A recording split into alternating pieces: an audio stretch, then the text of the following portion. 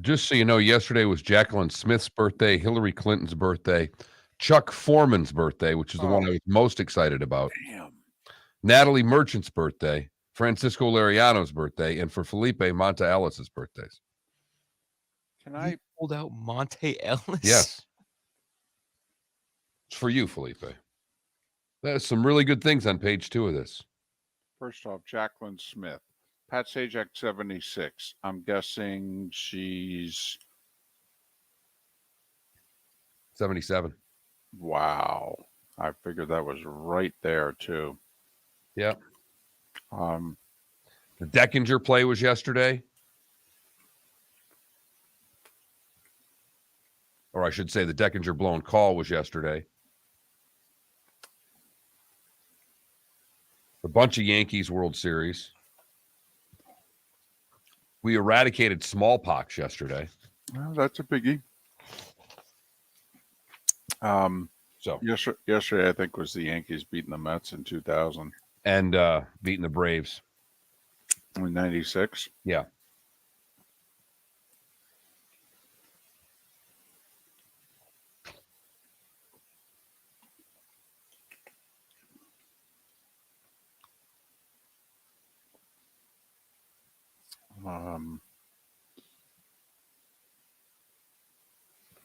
There was somebody you mentioned after Chuck Foreman. Natalie Merchant? Yeah. So I'm listening to 10,000 Maniacs the other day, and I am thinking to myself, what in the world did she and they, because when they did that MTV Unplugged, thing, right. that was the last thing they did as a group. Right. They broke up before it ever aired. Right. And which literally made them the biggest that they ever were, and they were already broken up. What ever became of her? She did a couple of solo albums. Did she? Yeah. But, she didn't. I mean, she didn't have a big one, though, did she? I mean, she had one single that did okay. I think it was Our Time in Eden, the Maniacs, or was that her? I thought that was her. I think that was her. I don't remember that with the Maniacs.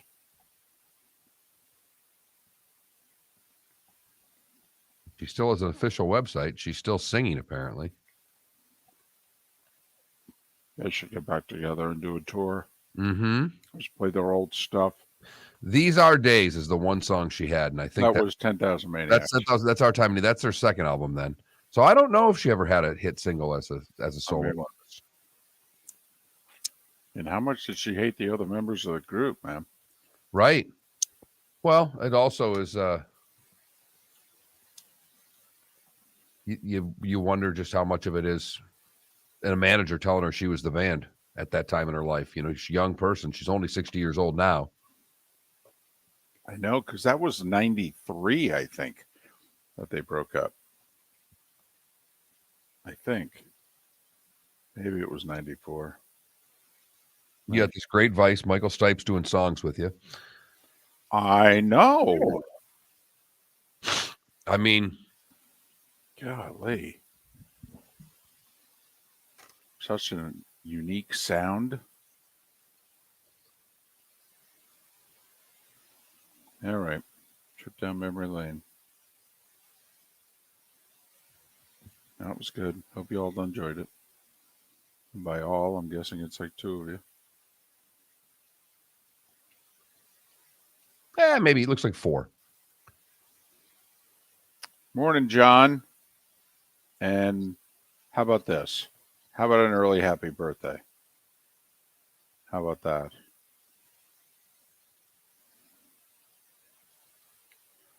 Is that a local walk, KW? Yeah, he's in Port Charlotte somewhere, Charlotte County. 45 seconds. Felipe, should he turn himself down and you turn him up there? Because that cracked there when he was just talking. Yeah, let's do that. Turn yourself down a little bit, David. How's that? That's fine. 30 seconds.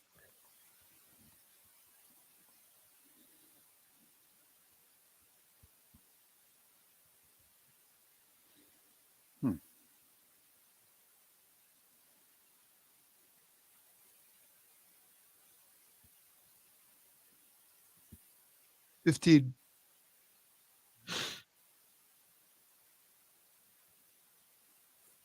Here we go.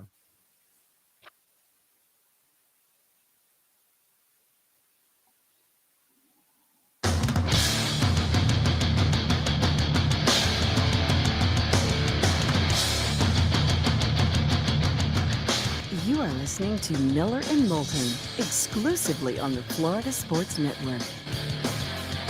And now here's Mark Miller and David Moulton. Top of the morning to you. Final Thursday in October. And we ask the daily question. How the heck are you? Miller and Moulton here on the Florida Sports Network, floridasportsnetwork.com. Thanks so much for being with us.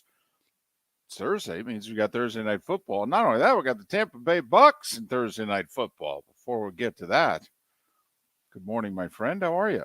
I'm good, David. It is a big night for the Tampa Bay Buccaneers. I think this is a huge night after the two just god-awful performances back-to-back that they've put together. It's a division where must win, you don't have to say right now, but it would be a really important win to beat a good football team and have some confidence and not go to 3-5. Listen, it's going to be really tough for any of us to use the phrase must win in the NFC South before New Year's Day, I think. I mean, I'm not sure, Mark, if anybody's going to get to 9, to be brutally honest with you. In fact, if the home team doesn't win tonight, I'm not sure somebody wins this division with a winning record. This could be the NFC East from 2020 when the Washington football team won it. It's what was then 7-9, because that was the last year that we played 16 games. I'm just saying, the Bucs fall to 3-5. Take a look at their remaining schedule. They'd have to go 6-3 to post a winning record. And what have they done? And that would be the other side. Right. What have they done to let you say, hey, they're going to turn this around and go 6-3? I mean, they've lost some tough games. They got beat by Pittsburgh and Carolina. Right. Two teams that are combined 4-10, which does beg the question, how come all the money's coming in on Tampa? How come that didn't they start as a slight underdog? They're a 1.5 point favorite now. I mean, every time I look, it's going up. Went to bed, they were 1 point favorite. I woke up, they were 1.5. I'm just trying to figure out if they've seen a different football team in the last few weeks. This team has lost 4 out of 5 after all. The only win was that resounding effort against the Falcons. But I digress. Listen, we'll have plenty of time to talk about Brady and the Bucs. Can we get to the important stuff? When last we left you, you were about ready to head home to have to tackle 3 third graders and a kindergartner, never mind a house full of animals. Now, I checked the national websites, seeing if you made the national news, and you didn't. So I'm guessing then it wasn't calamitous. How was it? I'm waiting for my Babysitter of the Year award in the mail. Is this like your teacher? My golden apple from when they closed schools down because of the pandemic, and I was teaching my daughter kindergarten, and I was a recipient of a golden apple. By recipient, that means my wife brought home a Golden Delicious one day, set it on the table, and gave it to me. Is it still sitting there, or did you eat it within 20 minutes? Ate it right away, man. Okay. All right. When you teacher an apple, you eat the apple. That's the way it goes. Right. So the golden apple recipient here, you're waiting for your Babysitter of the Year award. And it should be a no-brainer. I had this down. It was very easy. Okay. You have to understand, see, and my daughter's a pretty good kid. She listens. She does. Right. And so two of her friends, and she's better friends now with one than the other, but they're twins. And you know how that's going to go when you have 2 twins over. My daughter's better friends with one than the other. The other is going to have a meltdown at some point. Sure. And that is just what happens with these two. And I've known them a long time, and I love their family dearly. But I knew at some point things were going to go badly. Right. And when the mom came and asked me, and I explained to her what happened, she kind of rolled her eyes and she said, how'd you deal with it? I said, Jody, you have to understand, I don't care that much. I'm not going to deal with drama. I go, I don't get upset about this. I try to explain it rationally to them, and if they don't listen, so be it. You're picking them up in another hour. Right. Eventually, their parents will come rescue them. I mean, how much damage can I do in an afternoon? But no, wait. they did a voice talk. I guarantee you they had a different voice talking to them during arguments than they've had before, because I just don't deal with crap. Well, right. You're a dad. Right. We don't deal with that. We just come in, we're problem solvers, or at least we think we are. We think we're problem solvers. You come in, what's going on here? Okay, well then you two need to get along. All right. Make up, say you're sorry. Okay. Now you go outside. You want a snack? Nothing a snack can't cure. Funny you say that, David, because we had our little incident. We got through it all. You know what I did after that? I served ice cream. There you go. Exactly. Winner, chicken dinner. 2 got chocolate, 2 got sprinkles. Everybody was happy, and we moved on with our day. There you go. All right. That was the easy question. The hard question. Remember, yesterday, I theorized that there was going to be a moment when one of the parents came by, and there's that moment when you open the door and they have that look for a split second in which they are fearful of what has transpired this afternoon. And if this is one of the top 3 mistakes they've made as a parent, leaving the child alone with a dad, no matter how much they like him, know him, etc. And I'm just wondering, was there a nervous phone call on the way home from work to your house from someone, or was there that 1 to 3 second look when they arrived at your house and you opened the door in which they were looking over you trying to see the fire?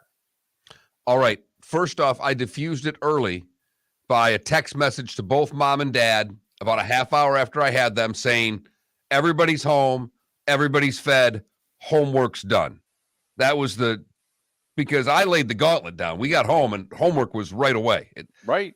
Their kids looked at me like, what the hell is going on? I'm like, I don't know what to tell you, but your parents are picking up and your homework's going to be done. That's all there is to it. Besides, all right, this goes back to basic parenting in the 50s. You don't get playtime until your homework's done. You do your homework, you can burn down the house. Right. Okay. But you have to.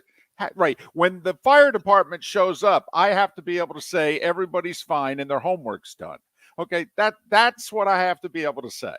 Secondly, I did, the kindergartner loves our dog. And so she was laying on the floor with the dog watching a video on her tablet, and I took a photo, sent it to the mom. So wow. You see, you diffused everything. You know, you made it so easy on yourself. And because of that, when they came in, I was in really good shape. The last point I want to make, David, is that these are rational parents. It's not your wife. First off, Mark, it might have taken a subpoena for you to babysit our child for 4 hours. It literally might have taken a subpoena. Lord knows the 2 hours that I did may have been the most traumatic experience in your and your wife's life. Remember, I wasn't allowed to watch our only child without her in the same state until she was 1.5 years old. And you think you can get 4 hours on a Wednesday? Are you nuts? Remember, that's a good point. Remember, I was left 2 pages worth of notes, 2 pages. And number 2 was feed her. Remember, the list of things to do. Number 2, feed her.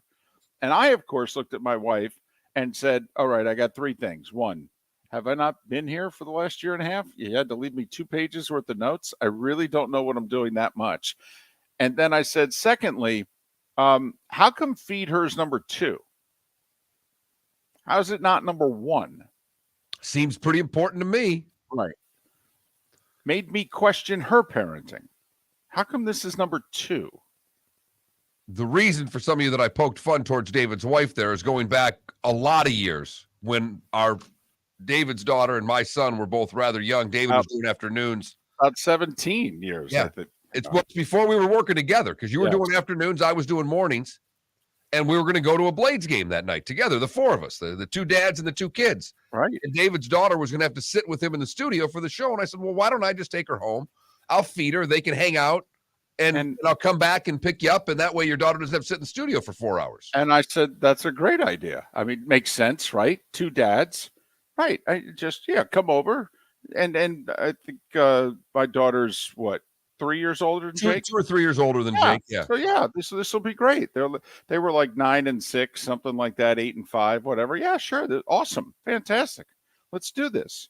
The moment David's wife found out that I was babysitting the child, you would have thought that I kidnapped her. Right. Now, here's the funny thing. The four of us are in the car together, and I'm on the phone with my wife, in which she finds out for the first time that for 2 hours, she was with Mark and Jake, and they watched TV and had spaghetti and meat sauce. And so my wife's pretty loud on the cell phone. And so I turn and look at Mark, and I take the phone and turn it towards him so he can hear it. Now he's driving at the time we're going to the game, and he starts laughing. And now I'm thinking we're actually going to have the incident because Mark's barely keeping it on the road. He's laughing so hard. Fortunately, it was a short drive. And then my wife at the end of it realizes that, he may be in company. Anybody hear me? I go, just the whole car. And my daughter in the back of the car yells, Mom, I'm fine. It was spaghetti. One of the few home-cooked meals she got that month. Exactly. She was thrilled. Mom, Mark is really a good cook. And, of course, you can extrapolate that further. What is my daughter really saying? He's better cook than you, Mom. Right. So that was one of my first babysitting duties since the infamous babysitting of the Moulton family. Well, that nearly ended everything for all of us. Right, but I nominated you for an award, just so you know. I mean, obviously you didn't win, but, well, it's good to know everything's okay. It is. Right. Everything is good. Good day yesterday. I have to admit, I think you cheated a little bit. I was hoping you'd you were really nice, and you sent all the pictures and the text. I was hoping for just like radio silence, so that I knew it would freak her out. Just have a little fun with them, And then they text you, and you wait just long enough that they, 7-8 minutes before you respond, they lose their mind. I mean, you didn't have any fun, Mark. You're right. When she sent the text saying on my way, I could have said, well, not now. We're not even home. Yeah. Why? Where? Yeah. Hi. Excuse me. Hey, the line starts back here. Ma'am, if your party's not here, you're going to have to go around again. If you had the opportunity to avoid all this, wouldn't you? Salt Live is the official transportation provider of the Miller and Moulton Morning Show, making your trip to and from the airport seamless and stress-free. Salt Live is supported with the help of local partners like the Bayfront Inn. Gather your family and friends and enjoy a leisurely day on the water with a pontoon or deck boat. If you prefer to explore the waterways without a motor, the Bayfront has canoes, standboards, and kayaks. At the end of your journey, enjoy lunch or dinner at the Bamboo Tropical Bar and Grill. The Bayfront Inn, something for everyone on 5th Avenue in downtown Naples. BayfrontInNaples.com. When you need a ride, book with Salt Live Transportation, 308-8686, or book on saltlivetransportation.com. Mark Miller for SWFL Golf Carts, or online, flgolfcarts.com. If you're looking for a golf cart, an e-bike, or an e-motorcycle, go visit Alex and the gang at SWFL Golf Carts. flgolfcarts.com online. Check out their whole inventory. If you're looking for a custom cart, they can take care of you. 2-seater, 4-seater, 6-seater, they've got you covered. E-bikes, nobody better for value and service. E-motorcycles, check them out. Again, flgolfcarts.com. flgolfcarts.com. David Moulton for Napa Auto Parts, and Napa Filters. Insist on Napa Filters for your vehicles, or if you're a do-it-yourselfer, Only buy Napa filters. Napa has a filter for almost anything on earth that moves, whether it's motorcycles, foreign and domestic cars, vans, SUVs, earth-moving equipment. You get the idea. Napa Auto Parts, Napa filters. Insist on them for your vehicles, or if you're do-it-yourselfer, only buy Napa filters. You were listening to Miller and Moulton on the Florida Sports Network.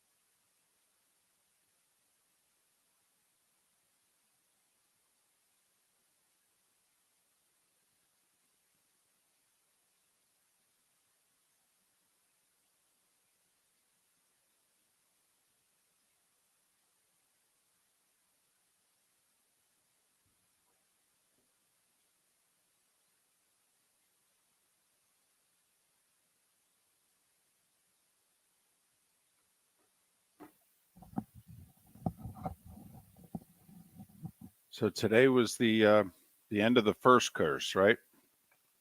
Yes.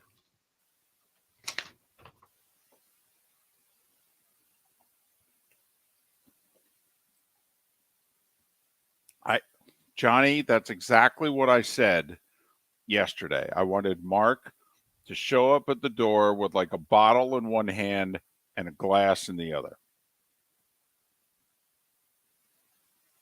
And if he could have done a Foster Brooks impression, that would have been amazing.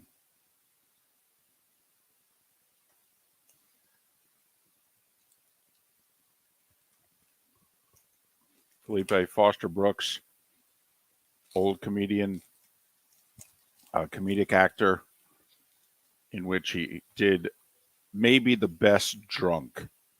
And the irony was he didn't drink.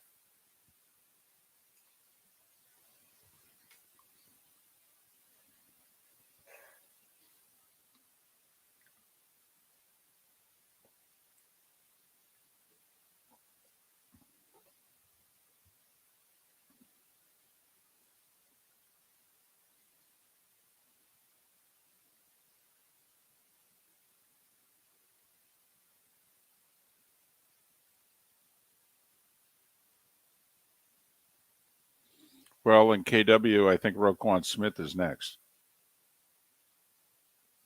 Although, if I were the Bears, I wouldn't trade him because I think you could probably get a better compensatory pick for him than you can actual draft pick. The highest compensatory can be is a 3, right? Yep. And it comes at the end of the round, so the best pick you can get is 97.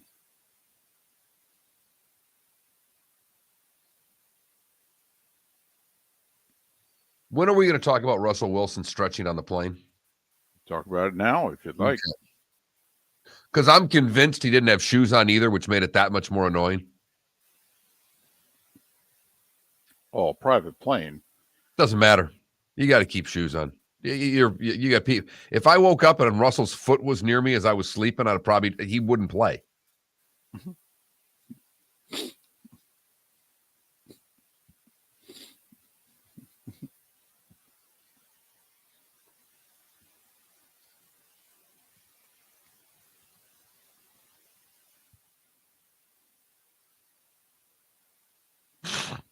Felipe, did you watch the Heat? He's not in there.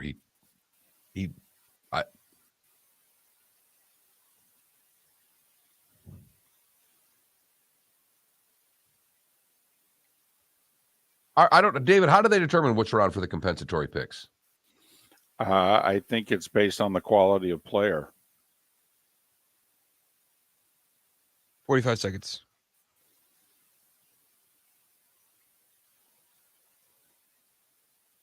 All I know is that whenever I watch an NBA game, it's awful.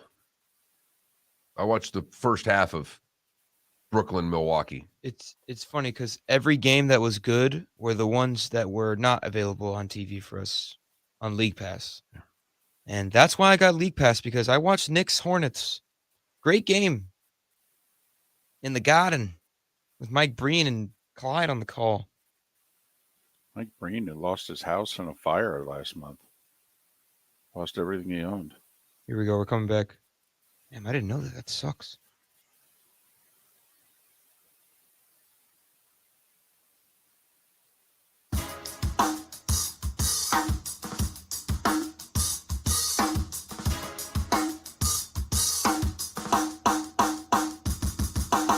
Welcome back to Miller and Moulton, only on the Florida Sports Network.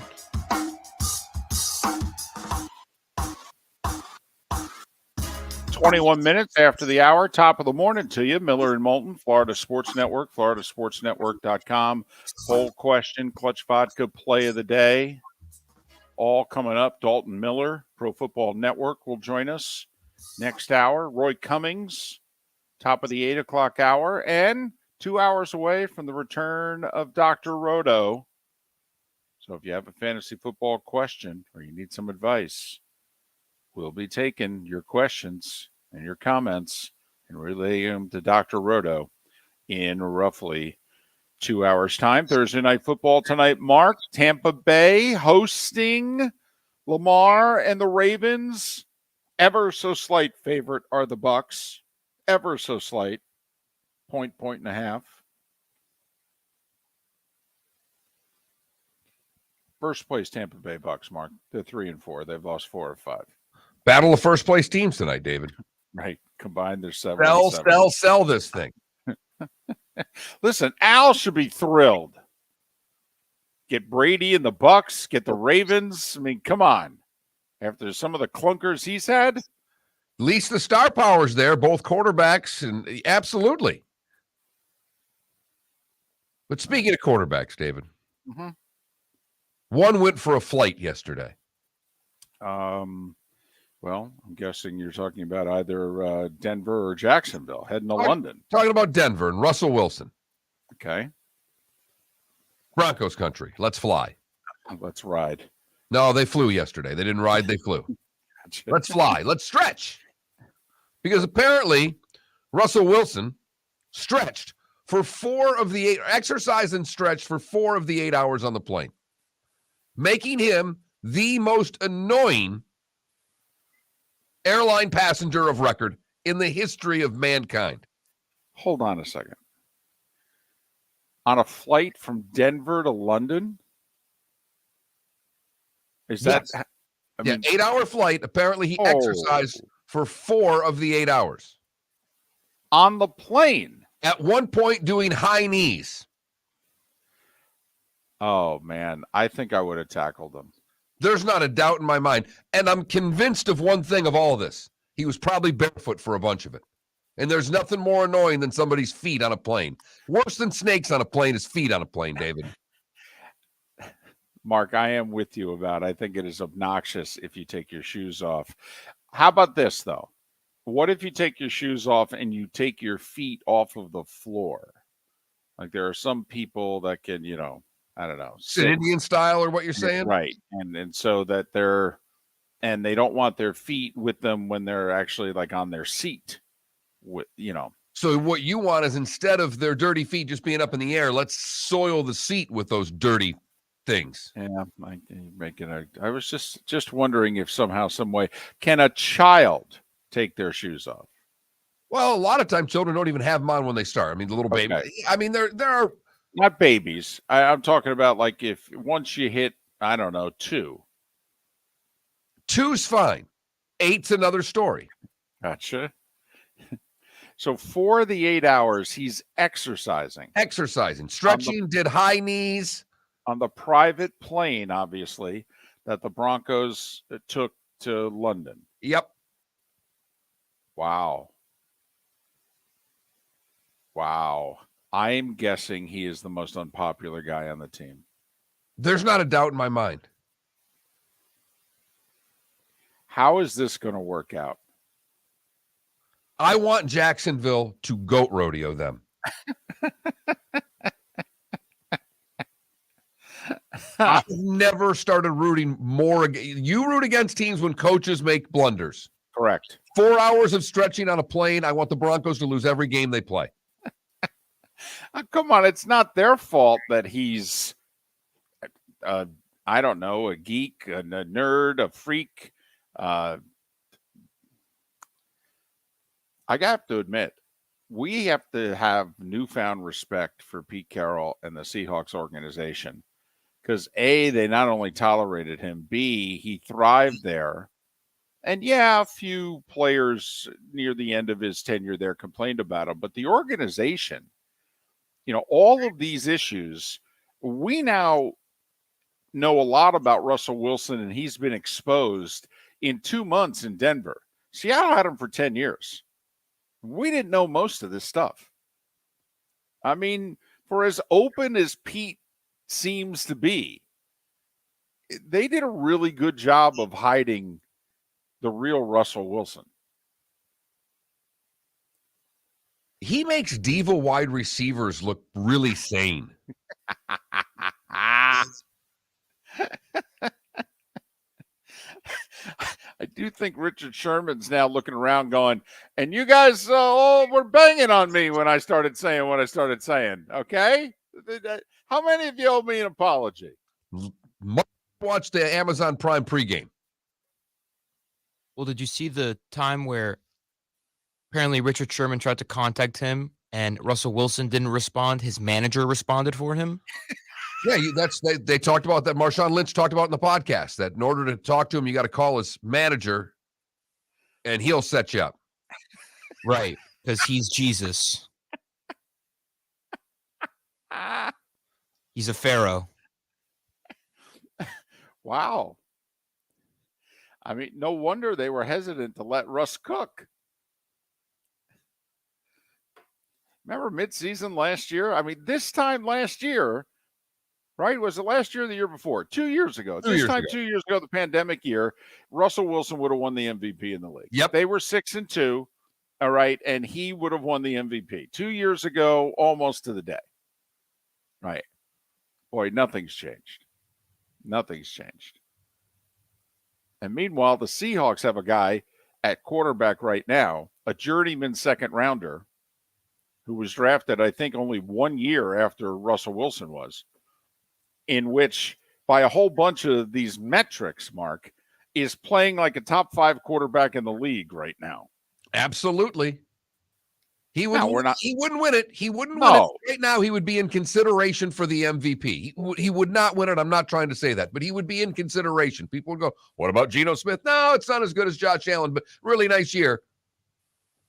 Yeah, put it this way. I think you have to seriously consider inviting Geno Smith to the banquet.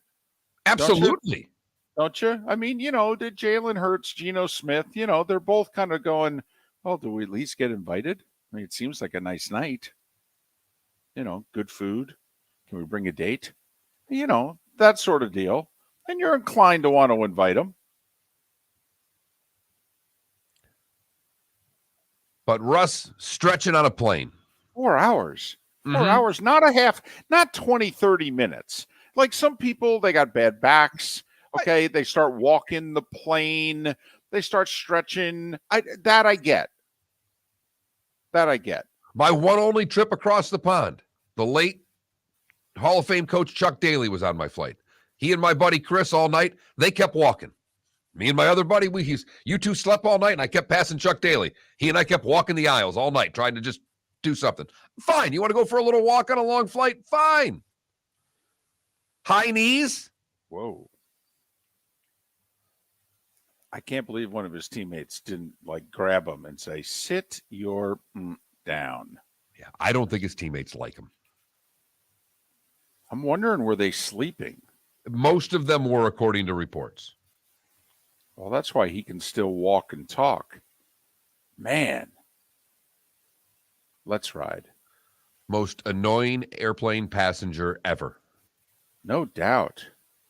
Just think the next time you're on a flight and someone's picking their toes, taking a sock off, You could have Russell Wilson stretching and doing high knees next to you. It could be worse. Let's ride. Boy, that's a visual I'm going to have to keep with me. You fly a lot. Keep track of people doing things more annoying than Russell Wilson. You know what I may do on my next flight? I may just do it one time up and down the aisle. Do a bunch of high knees. See if I can make it. Miller and Moulton. Starting fives next. Napa Auto Parts and Napa Filters. Insist on Napa Filters for your vehicles, or if you're a do-it-yourselfer, only buy Napa Filters. Napa has a filter for almost anything on earth that moves, whether it's motorcycles, foreign and domestic cars, vans, SUVs, earth-moving equipment. You get the idea. Napa Auto Parts, Napa Filters. Insist on them for your vehicles, or if you're do-it-yourselfer, only buy Napa Filters. Mark Miller for SWFL Golf Carts, or online, flgolfcarts.com. If you're looking for a golf cart, an e-bike, or an e-motorcycle, go visit Alex and the gang at SWFL Golf Carts. flgolfcarts.com online. Check out their whole inventory. If you're looking for a custom cart, they can take care of you. 2-seater, 4-seater, 6-seater, they've got you covered. E-bikes, nobody better for value and service. E-motorcycles, check them out. Again, flgolfcarts.com. flgolfcarts.com. Yeah. Hi. Excuse me. Hey, the line starts back here. Ma'am, if your party's not here, you're going to have to go around again. If you had the opportunity to avoid all this, wouldn't you? Salt Live is the official transportation provider of the Miller and Moulton Morning Show, making your trip to and from the airport seamless and stress-free. Salt Live is supported with the help of local partners like the Bayfront Inn. Gather your family and friends and enjoy a leisurely day on the water with a pontoon or deck boat. If you prefer to explore the waterways without a motor, the Bayfront has canoes, standboards, and kayaks. At the end of your journey, enjoy lunch or dinner at the Bamboo Tropical Bar and Grill. The Bayfront Inn, something for everyone on 5th Avenue in downtown Naples. BayfrontInNaples.com. When you need a ride, book with Salt Live Transportation, 308-8686, or book on saltlivetransportation.com.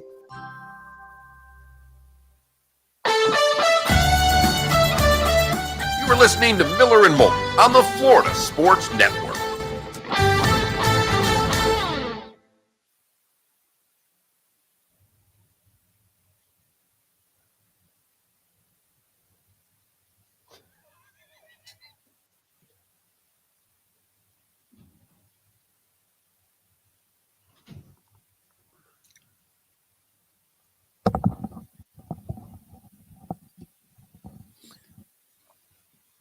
So my wife's watching the local news, and she's like, people are already like arrived in town, and they're like camping out already, and they got live shots on the local news. And I said, well, they call it the world's largest outdoor cocktail party. She's like, well, next year you need to be doing your show, like live from there or what have you. Looked at her and I went, who made you program director? It would mean we have one. Not only that, I said it would actually also mean that we're on the air a year from now. In Jacksonville. I'd love it. So I said, I told her about you. And she goes, oh, yeah, remember those days? Everybody taking a shift? I go, yeah. I said, Mark said it's the first time he babysat since he watched our daughter for those couple hours. She starts laughing. She goes, God, I still owe him an apology for that. I go, yeah, you do. Yeah, you do. Nope, I don't want it. No. I like it just the way it is. Totally. It's like Gary said to me the other day, what if I could get you that AAF money? I go, no, at this point, it's better if I don't get paid. So I don't know if you remember, I saw a clip yesterday. Do you remember the Seinfeld episode where they jump the limo and it's actually the anti-Semite, and George was supposed to be whoever the guy was that hated all the Jewish people? Right.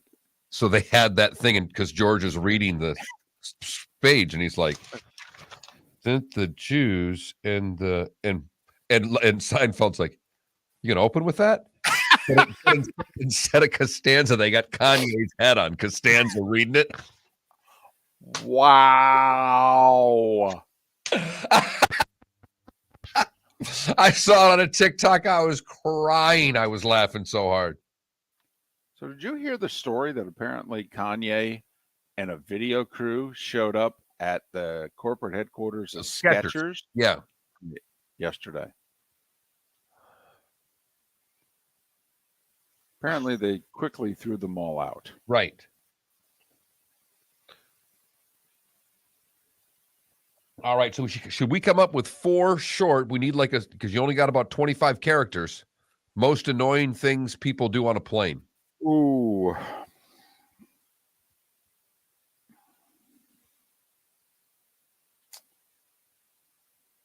Loud talking.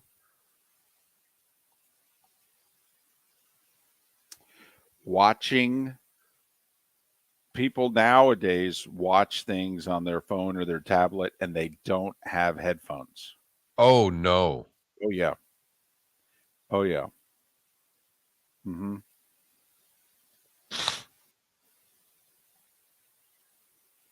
KW. That's funny. No. We really could put passing gas or silent but deadly. Hog the armrest is that's a good one. Okay. Now, FaceTiming usually is before the flight or right after you land. The person that jumps on the phone right after you land annoys me. Well, we're here. Hey, we're here. We're gonna be at gate C. Even though you can't pick me up until I'm downstairs. No, we're taxiing right now. Yeah, we landed. We flew right over your house. I saw it. 30 seconds. Yeah, come pick us up. You haven't left the house yet? What about the guy who takes too long to readjust his luggage in the overhead carrier? You got to shorten that. That's really good, Felipe. I just got to figure out how to get it in 25 characters. 10 seconds. That's a strong contribution right there.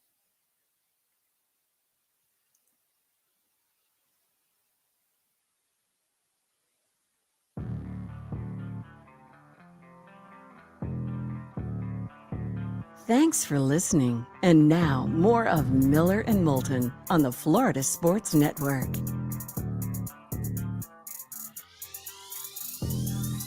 "22 minutes before the hour. Thanks so much for being with us on this final Thursday of October. Miller and Moulton, the Florida Sports Network, floridasportsnetwork.com.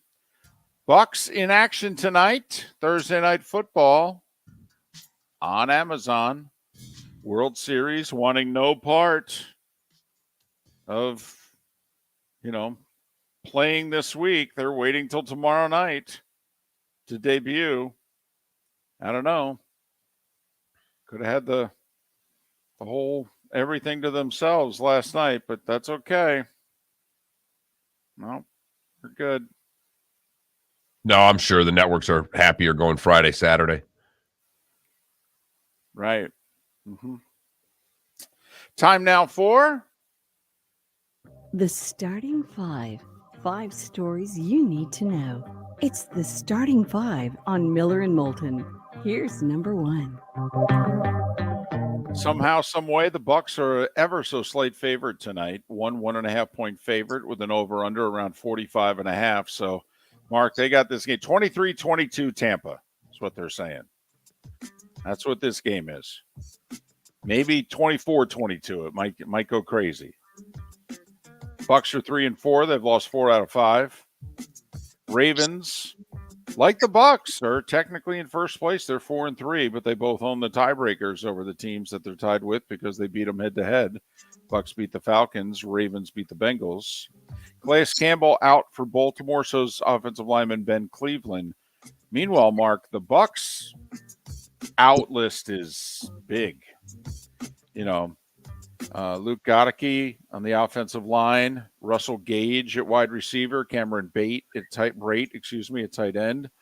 And then in the secondary, Antoine Winfield, Sean Murphy-Bunting, Carlton Davis, all out. It's a good thing they're facing the Ravens. Let's be honest. This is not an elite passing attack. And Julio, along with Akeem Hicks, are both game time decisions. I got to admit, Julio, you got to play tonight, man. You got to suck it up. Whatever you got to bring it tonight, dude. With no Gage, you are so right, David. Yeah, come on. And no Brait. Come on now. Team needs you, buddy. All right. Got to show up tonight. Got to play. It's almost one of those, if he doesn't show up, what's the point of even having him there? Well, if he can't go tonight, then you almost have to consider him like damaged goods for the rest of the year. I mean, come on. I mean, you can't go to. We need you, man. Come on, get in there. Mark, I'm winning. I feel like Charlie Sheen back in the day. I just want to stand up on a table and go, winning. The NFL starting to trade. And once again, if it's a trade, when Howie Roseman calls from the Eagles, is Howie Roseman becoming the Tampa Bay Rays? Just hang up? You just go, Roseman? No. I'm not here. Tell him I'm not here. Leave a message. No. So the Eagles acquired Robert Quinn from the Bears yesterday for a 4th-round pick. Now, it depends on how you look at Quinn's resume and contract. Yes, he's 32, but he also had 18.5 sacks last year. Now he's only had 1 sack this year. Well, he's getting double teamed on almost 1/3 of the snaps. Last year, when they had Khalil Mack, Quinn was getting double teamed on about half that. Chicago is picking up almost all of his remaining salary for this year. This is costing the Eagles like $700,000 under the cap for this year. Now, Quinn's contract has 2 more years left, but they're option years and they're non-guaranteed money years. If the Eagles want to pick up his option for next year, he'll cost $14 million. If they want to pick up his option year in 2024, he'll cost $13 million. And Mark, the Eagles might decide at the end of this year, Fletcher Cox, Robert Quinn. Robert Quinn, Fletcher Cox. Money's about the same. They also may just walk away from both. Take a look at the Eagles' defensive line rotation right now. They got 7 dudes that every team in the league would want. They could easily walk away and get this trade, which ends up being really for nothing because of Chicago picking up all the salary this year. It's a great move by the Eagles to add more depth to their defensive line. Bears added a 4th-round pick, and obviously, it's also a signal from the Bears. There's a part of me that's a little surprised, Mark, they didn't wait 1 more week, because what if they could go to Dallas and win and get to 4-4? I mean, in the NFC this year, you're a playoff team if you're 4-4. But, they're just saying, listen, we're not a playoff team. I know we just had a nice win, but we're not that good. We know it. And we're really building towards the future. And when Roquan Smith found out, he was talking to the media at the podium yesterday, and he started to cry. Broke down, yeah. And I can't imagine this is going over real well in the room that was literally dancing 2 nights earlier. Dancing. But Bears pick up an extra pick. They do, in theory, even though the money was non-guaranteed, but they're going to have like $120 million in cap room next year. 120. Now, we'll see what they do with it. Right. Have you?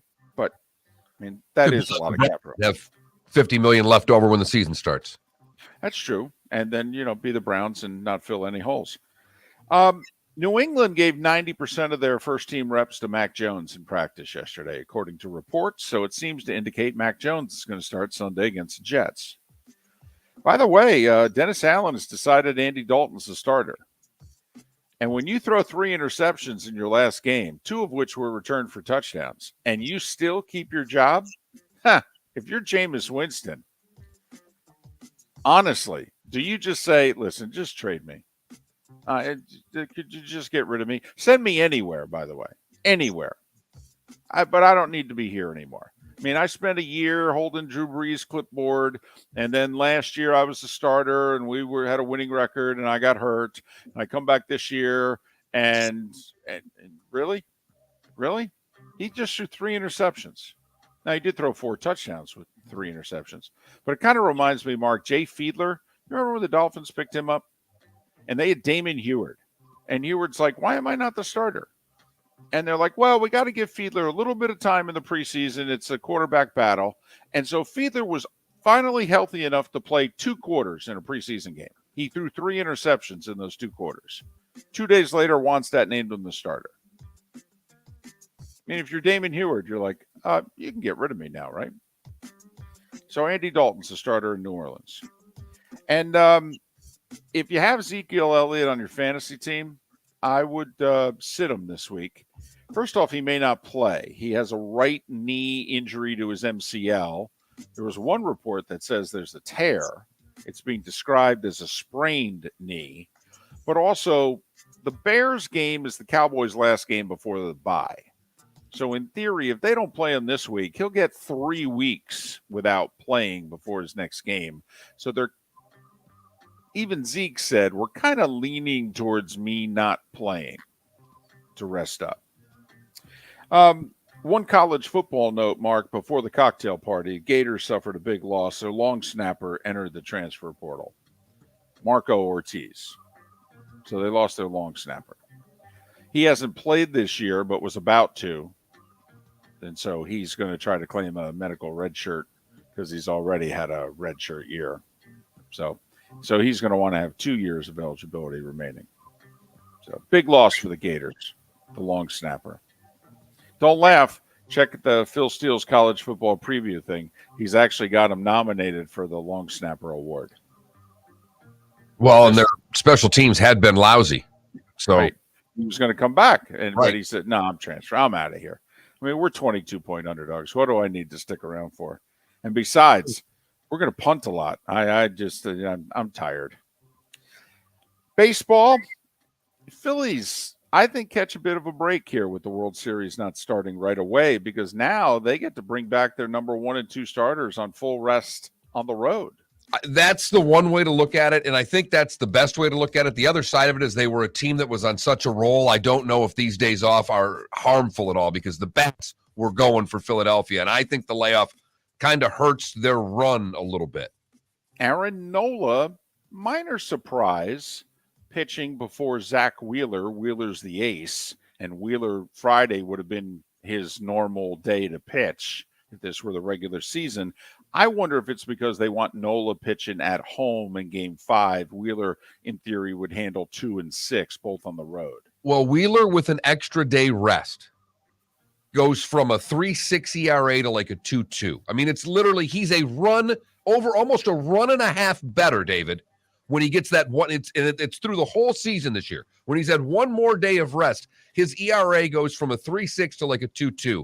And so there's that end of it as well. And Mark, within baseball, pro and college, sometimes there's a debate as to do you really want your best pitcher pitching Game 1 or Game 2? If we've lost Game 1, it's nice to know that actually our best pitcher's pitching tomorrow. And or if you win Game 1, it's like, wow, we can really drop the hammer because we're sending our hammer tomorrow. Hal Steinbrenner has come out and said, what are you talking about firing Aaron Boone? He's a really good manager. All right. No, I expect him to return, which I laughed at. And I'm like, you expect him to return? You're the owner. Not your decision? Right. Are you actually saying what? You could go have lunch and Cashman can fire him? And you'd have to come back and go, oh, wow. I was really expecting him to be back. Right. I'm surprised we did that. I mean, what? I expect him to be back? You're the owner, dude. And speaking of coming back, Adam Wainwright's coming back for an 18th season. He's 41 years old. So there. You know, when him and Molina and Pujols walked off the field together, we kind of thought, well, they're walking off the field together. Wainwright apparently dropped them off at the old guy's home, and he's turning back around. He's still got some life in him. NBA, the Magic are 0-5, although I will say this Banchero kid He's something. 29 points. He's one of only 6 players in NBA history as a rookie to score 20 or more points in his first 5 games.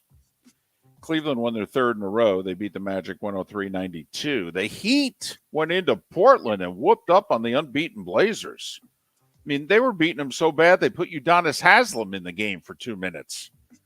Haslem has now played in 20 consecutive seasons with the same franchise, joining Dirk Nowitzki and Kobe Bryant to do so. Lillard did lead that game at third quarter, and it kind of got blown open after that after he strained a calf. 119-98 was the final. He shot 51%, hit 15 threes. Felipe, during the commercial break, referenced the Knicks-Hornets game last night. It went overtime. New York won it at home, 134-131. Jalen Brunson with 27. The Knicks are 3-1.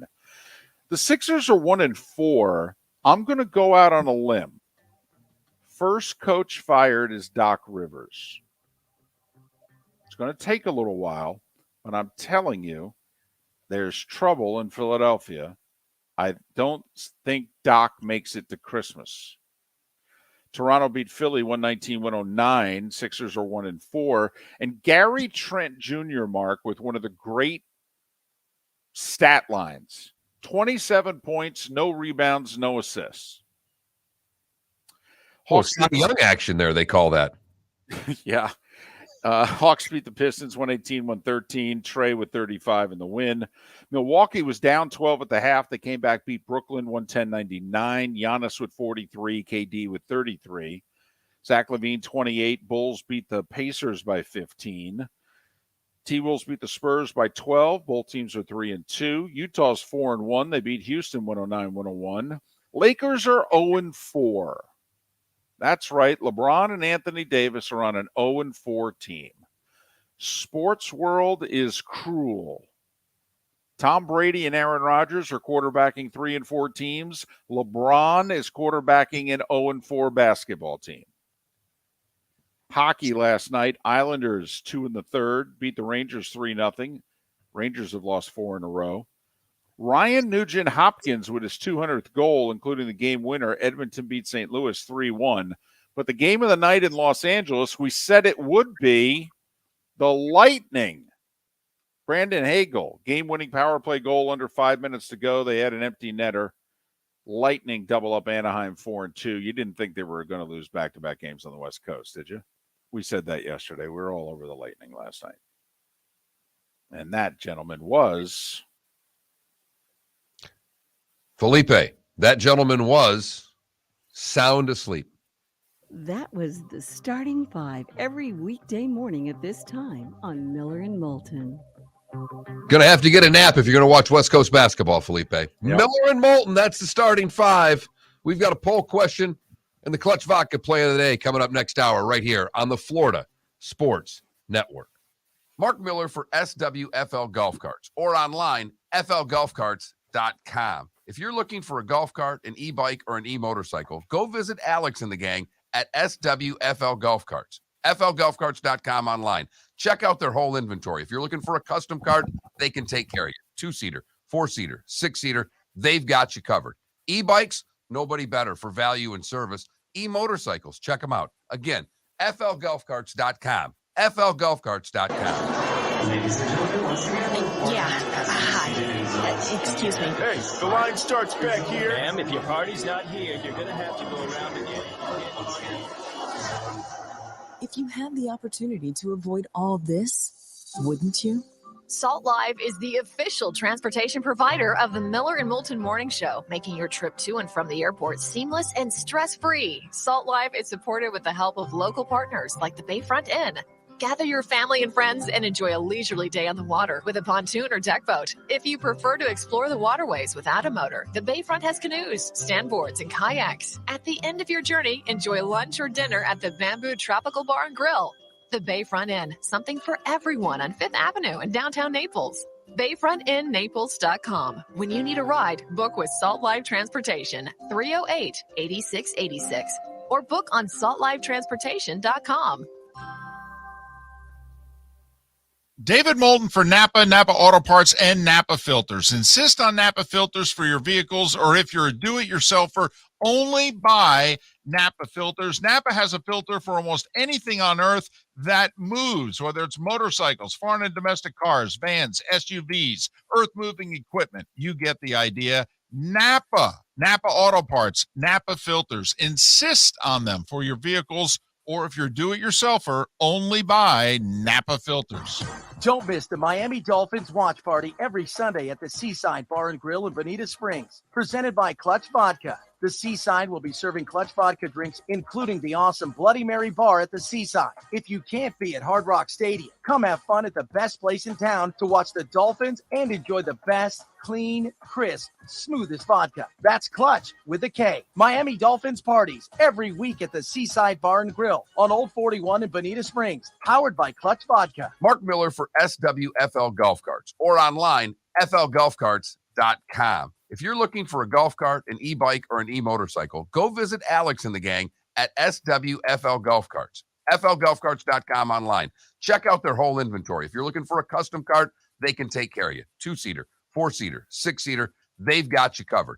E-bikes, nobody better for value and service. E-motorcycles, check them out. Again, flgolfcarts.com. flgolfcarts.com. You were listening to Miller and Moulton on the Florida Sports Network.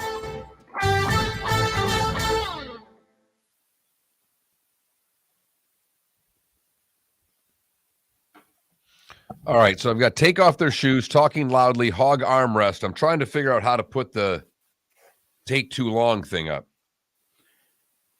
Okay. So Stands over you for too long. You've got passing gas. Oh, I like, there you go. I think that'll win.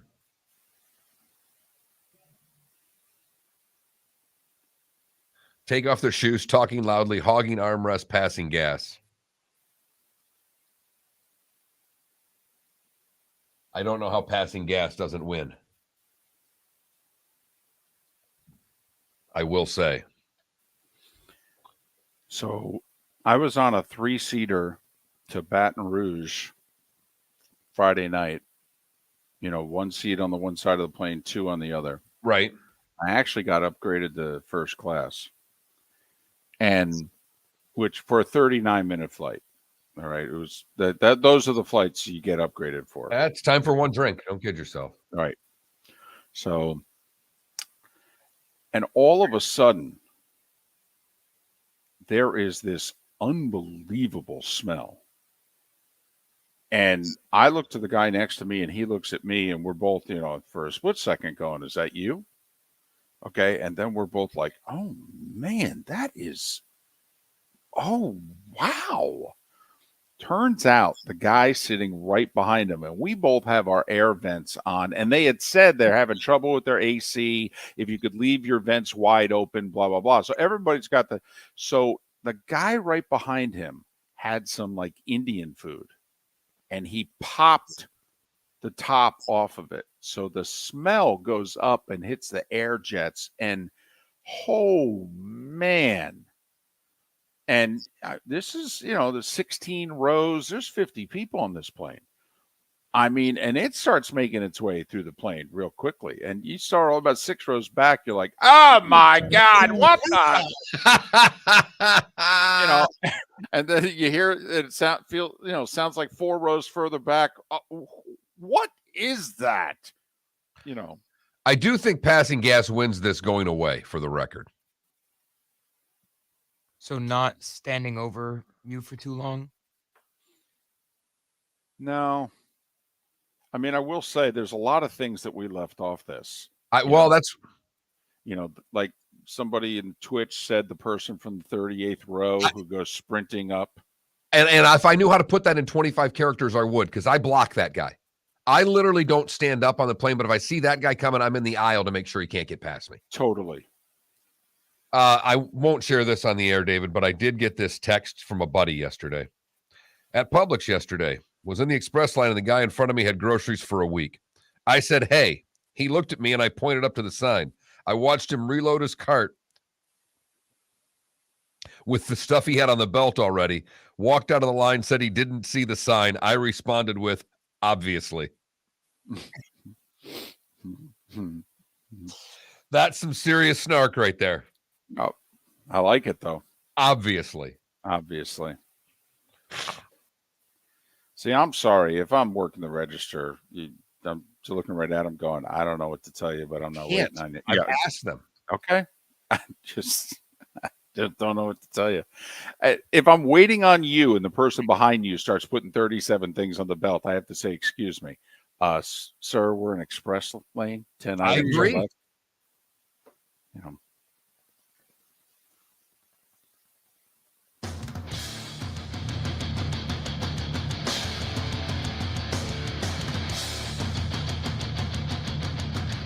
You are listening to Miller and Moulton, exclusively on the Florida Sports Network. And now, here's Mark Miller and David Moulton. Hour number 2 of Miller and Moulton on this final Thursday of October. Thanks so much for being with us. The Florida Sports Network, floridasportsnetwork.com. Thursday night football tonight. Bucs hosting the Ravens. We all should be into that, right? For one reason or another. World Series doesn't get underway until tomorrow night. Mark, on the must-win scale of 1 to 10, is this game truly just a 1 for the Bucs because, well, they're in the NFC South and we're not taking anybody seriously? But before you answer, can I just read off the remaining schedule for Tampa Bay for you and everyone else if they don't realize it? And you tell me whether or not you find the remaining schedule daunting, manageable, kind of easy, because that could figure into how much you think tonight's game is truly important. Go for it, because I would like to hear this. You alluded to the schedule earlier in the show that you think it's a little more daunting. I'm curious how it pans out for the Bucs. So, after tonight, they're going to have 3 extra days to prepare. So they'll have 10 days to host the Rams. Okay. Then they host Seattle. Although that game's in London. I mean, the Bucs? Yeah. Germany. Oh, I'm sorry. Yeah, they get to go to right. Germany. They got the Germany game. My bad. So if London, then the Seahawks would be the home team. But since we're sorry, very nice little Stripes reference there. I apologize. Couldn't help it. It was right there for me. And that's why they call me Mr. Vegas. So they host the Ravens, they host the Rams, and they're the home team in Germany for Seattle. Then their bye week. They don't play till the Sunday after Thanksgiving. They go to Cleveland. They'll get Deshaun Watson. They'll host the Saints on Monday Night Football. Remember, they're only a game ahead of the Saints.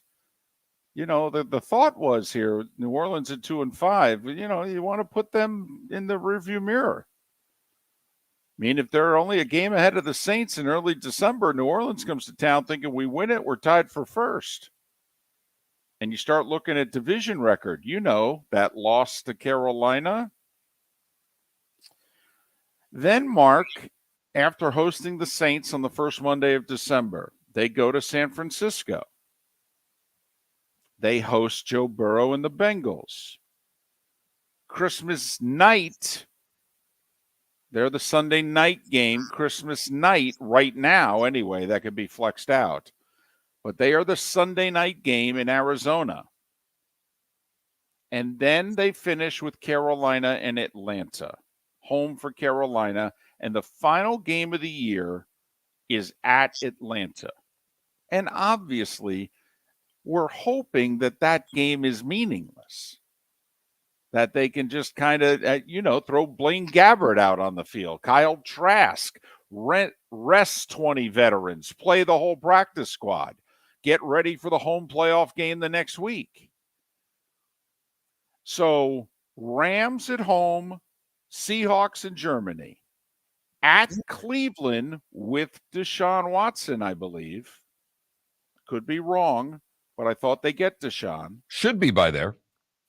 I mean, it's the end of November, It's 11 games, right? It's really close. That could be the last game he misses.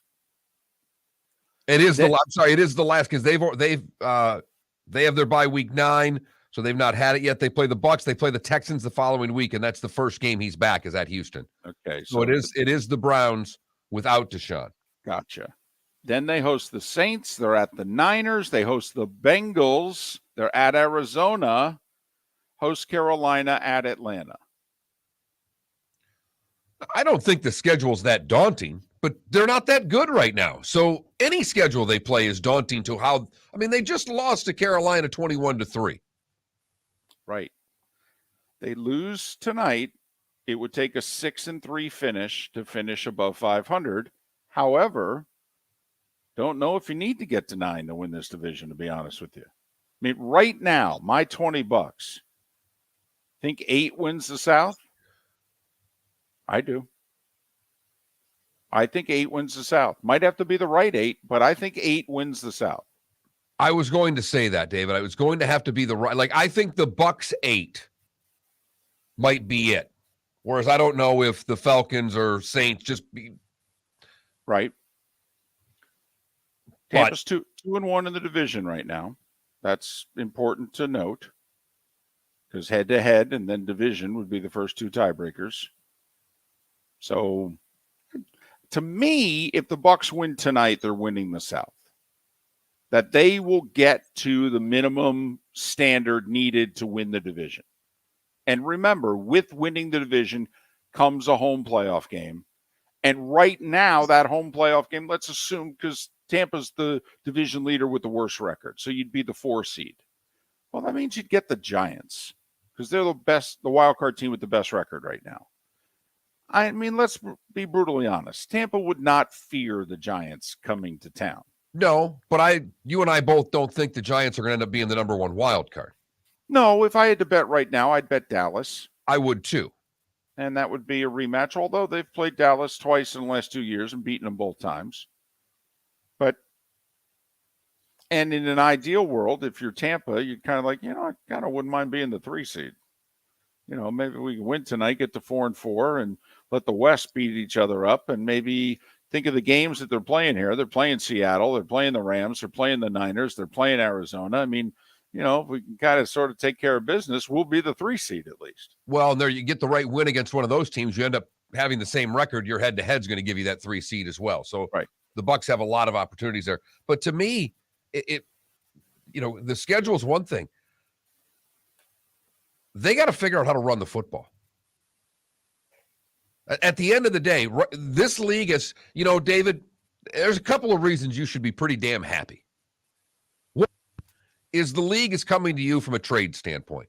Mm-hmm. You and I've been working together a long time. You've been wanting these trades as long as I've known you. It's taken till much later in our tenure for you to see the trades coming at the rate you would like to see them. But the other one is the league this year, the teams that are having the most success can do what? Run the football. I mean, look at the Chiefs running the football. This league is turned into running quarterbacks, and teams that can run the football have a huge advantage right now. Your Giants are successful. Why? Because they've been running the football well. So, to me, you've got a lot in the National Football League to be happy about. They're running the ball, and teams that run it well are being very successful. And right now, the Bucs can't run it, and I'll be curious to see what they can do tonight against the Ravens, because the Ravens have been pretty stout against the run. And the Bucs' run defense has faltered here lately. And goodness knows Baltimore can run it, whether it's with their quarterback or others. So I'm a little surprised Tampa's the slight favorite. I thought they'd be the slight dog. I mean, I didn't think it'd be big either way. I thought it'd be less than a field goal either way. But I thought Baltimore was going to be about a 2-point favorite in this game. But serious money's come in on Tampa Bay because it opened with Baltimore being a 1-point favorite. And now I have it on my phone as 2. You have it at 1.5. It's, neither here nor there. But the fact of the matter, this line's moved 2.5, 3 points. Right. And obviously 72 hours because it's a Thursday night game. So, yeah, the money is really coming in on Tampa, which, I mean, I have to ask some people, have you watched them play lately? I mean, because all of us listening have. And, oof, they've lost 4 or 5. And believe me, they've earned it. And they're banged up tonight. Yes, they are. Yes, they No are. Great, no Gage. Don't know about Julio yet. 3 members of their secondary, Winfield, Murphy, Bunting, Davis, all out. Now, the Ravens not the greatest passing attack in the world, but you get the idea. It's a short week. A lot of guys can't play on a Thursday, particularly this time of year, who might be able to give it a go if the game were Sunday or Monday. That's not the case. So I read you the schedule. You know what they're facing tonight. Level of urgency as to needing a win tonight. One is, come on, it's the NFC South. Give me a break. And 10 obviously is, 4-alarm fire. It should only be a 3 because it's an AFC team. They're still in control of this division despite the fact that they're 3-4, but they've lost 2 in a row. So I'll pump it to about a 5-6. Okay. Because I do think 3 losses in a row, 4 or 5 puts them in a little different category. I don't know if this makes a difference or not, but like last week when the Bucs were 3-3 and the Falcons were 3-3, and I'm thinking, well, Tampa's going to go to Carolina and win, and Atlanta's going to go to Cincinnati and lose, so the Bucs are going to be back up by a game. Well, we all know what happened. Meanwhile, Atlanta's hosting Carolina. I mean, they're a 4.5-point favorite. They're a bigger favorite than the Bucs are tonight. So, I mean, if I were to tell you one team's 4-4 and one team's 3-5 after this week's games, and you could choose Atlanta or Tampa Bay, who are you taking? So, and then after the Falcons play Carolina, they get the Chargers at home. Chargers are underachieving again. They're good at it. And then after that, Atlanta's got Carolina and the Bears and the Commanders and the Steelers and the Saints. I mean, their remaining schedule is easier than Tampa's, certainly appears. Definitely the first place versus the fourth place schedule or third place schedule, wherever Atlanta ended up last year. So, I mean, I can't believe we're looking at other teams in the NFC South not named the New Orleans Saints. But that's what the Tampa Bay Bucs have done to us so far this year.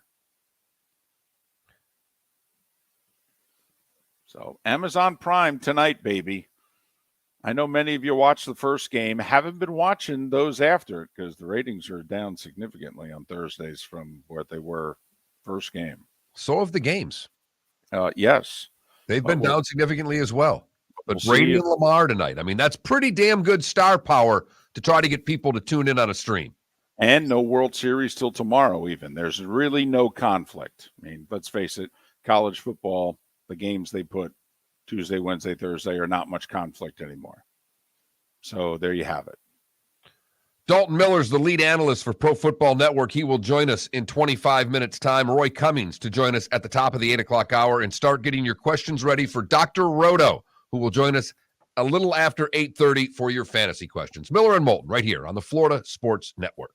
David Moulton for Napa, Napa Auto Parts, and Napa Filters. Insist on Napa filters for your vehicles, or if you're a do-it-yourselfer, only buy Napa filters. Napa has a filter for almost anything on earth that moves, whether it's motorcycles, foreign and domestic cars, vans, SUVs, earth-moving equipment. You get the idea. Napa Auto Parts, Napa filters. Insist on them for your vehicles, or if you're a do-it-yourselfer, only buy Napa filters. Miller and Moulton here for the Clutch Vodka Play of the Day. Mark, remember Nick Charles, Fred Hickman, the CNN Play of the Day? Yeah, CNN did a nightly sports show. That was a while ago. Yes, it was. Just work with me. Everyone liked the pod, the Play of the Day. So how about we have the Clutch Vodka Play of the Day? Sounds good. Fun. Smooth. Like Clutch Vodka. Listen weekday mornings for the Clutch Vodka Play of the Day. That's Clutch with a K.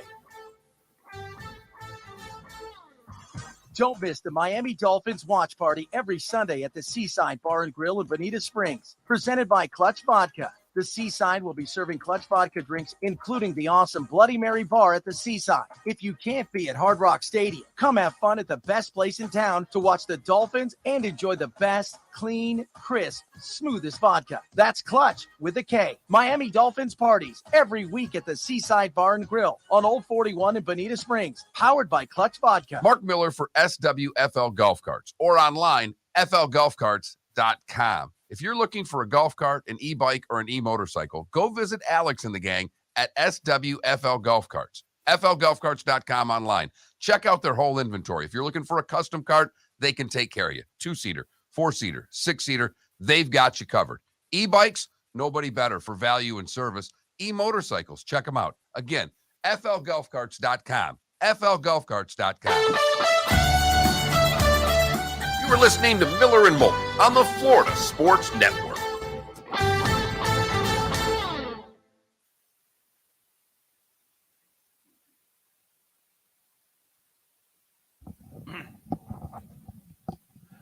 Dalton Miller from Pro Football Network, when the Russell Wilson story came out yesterday, he tweeted, Russell Wilson 100% claps when the plane lands.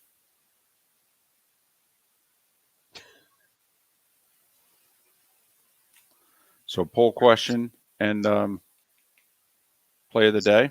Yeah. You got it, Felipe? Felipe, you got play of the day ready?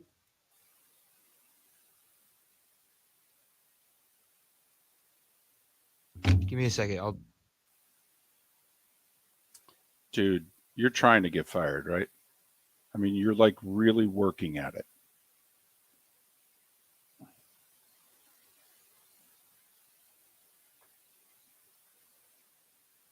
Unbelievable.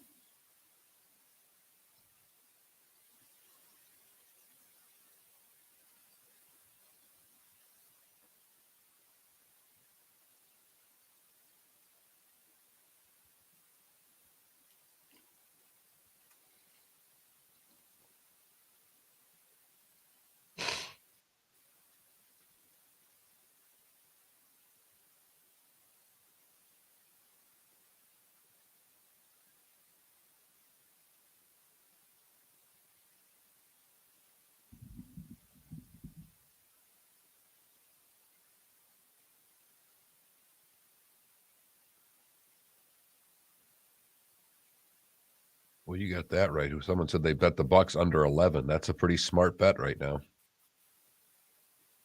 Yeah.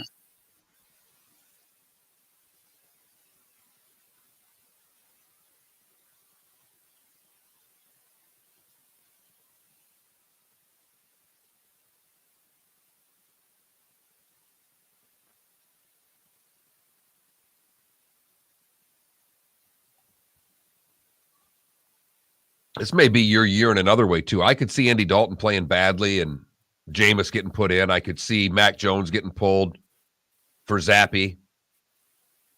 It's Zappy hour, baby. I'm telling you, this is going to be your year in the NFL, David. They're going to run the ball. They're going to be substituting quarterbacks. And they're trading everybody. Another reason to root for Jacksonville this weekend is I think the Broncos would absolutely clean house within the 48-hour time frame from the game ending to the trade deadline. And really, they're playing at 9:30 Eastern time, so they get 3 more hours. That brand new GM would have 51 hours to clean house. Well, if they play bad and don't score again, is Hackett going to get fired? I mean, can he? Yes. Yeah, I definitely think he could get let go. Come on, if you paid $4.65 billion for that team, you haven't called Sean Payton and said, "Listen, what do you think? A, we'll give you whatever you want, but B, in terms of control and the people, does this interest you? Can you make this work?" He was interested in Russell Wilson when he was in New Orleans. Now, maybe he's not interested in him now. But 2 years ago, when Breeze was retiring and Russ wanted to be traded, they were kicking the can. there.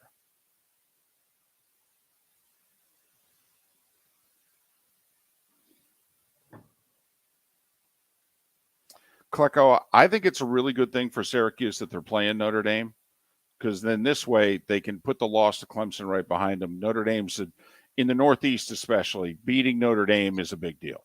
It is like I actually watched some of an NBA show on ESPN yesterday, and they were just talking that, hey, it might have even been the pregame, and Wilbon's like, hey, I talked to players.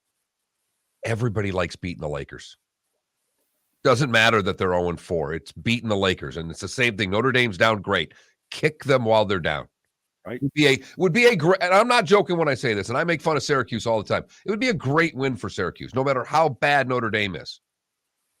Be such a big win up there. We're coming back. Got the play.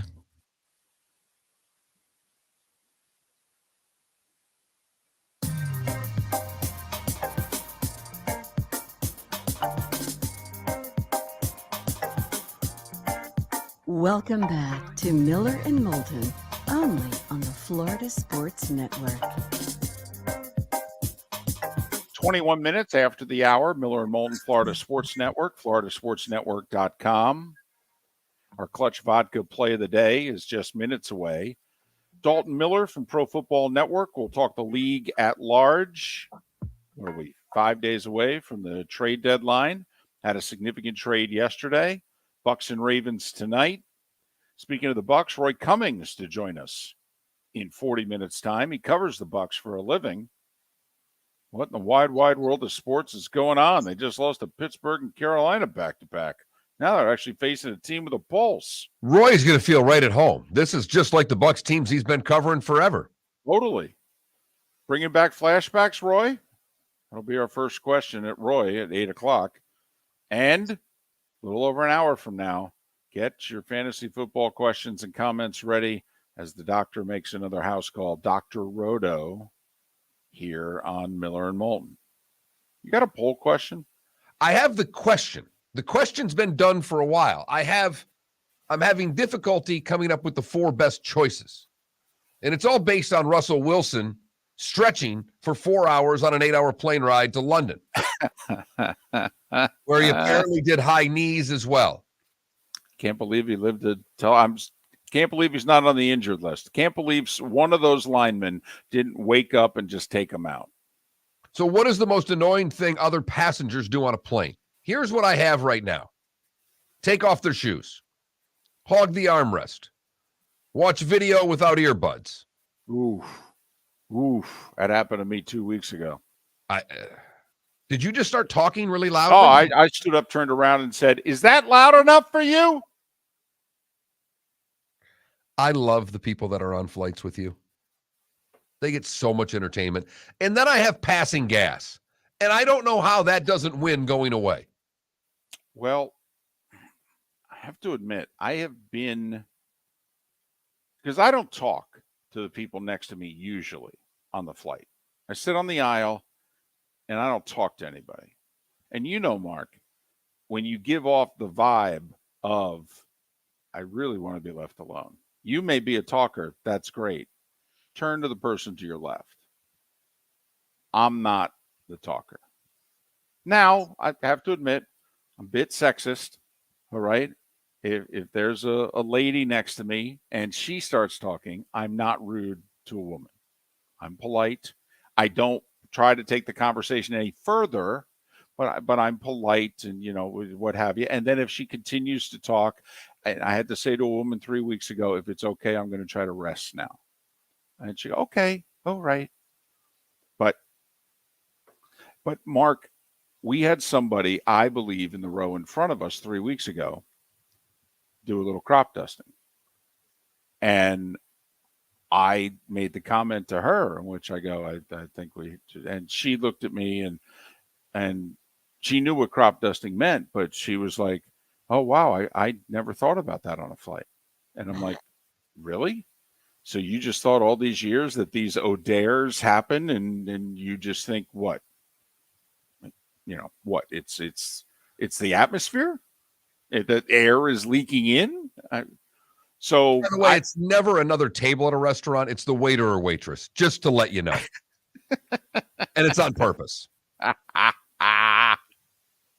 Because you've been a little bit annoying and you deserved it. Right. That's the only way they can get back at you. So I don't know if it's possible that a few people right now are going, so you think there's a lot of gas that's being passed on a plane? Yes. Mm-hmm. 300 people? Right. In a small metal tube? Right. Confined for hours at a time?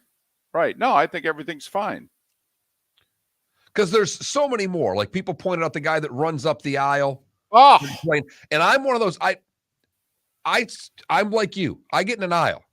I don't stand up until really the person 3 rows in front of me starts to leave. I can get up, I can grab my bags in a matter of 14 seconds and be off the plane. Now, maybe 3 rows because you'll let the people that are on the sides get their stuff. But once the guy 4 rows back starts making that charge, I'm up and in the aisle and he's not getting past me. At that point, I'm playing defense, David. I'm boxing out. I'm making sure I'm getting the rebound, and he's not. The only way he's going to do it, it's over the back, and I'm going to the line. I treat those making the dash from the back of the plane. And now, if our plane's an hour late and people are missing their connections, that's a different story. Because they've already announced that and told you to sit down. We've got 4 people that got to get off the plane to catch something. Well, also common sense. If we're an hour late, obviously some people are in a real bind here. But if it's a normal flight, it's like, well, dude, you shouldn't have, been on this flight if you've got 23 minutes to get to your connection. That's a youth issue. Mark, I treat those passengers kind of like the movie scene where they open the car door as the motorcyclist goes by and then they go over the door. Okay, that's how I treat the mad dash from the back of the plane. Well, I got to go. I got a flight to catch. Yeah, so do I, and so do the 80 people in front of me. So I'm going to leave the passing gas up there. Okay. I think it'll win going away. Armrest question is up. Here's the thing. The gas passes in a couple minutes.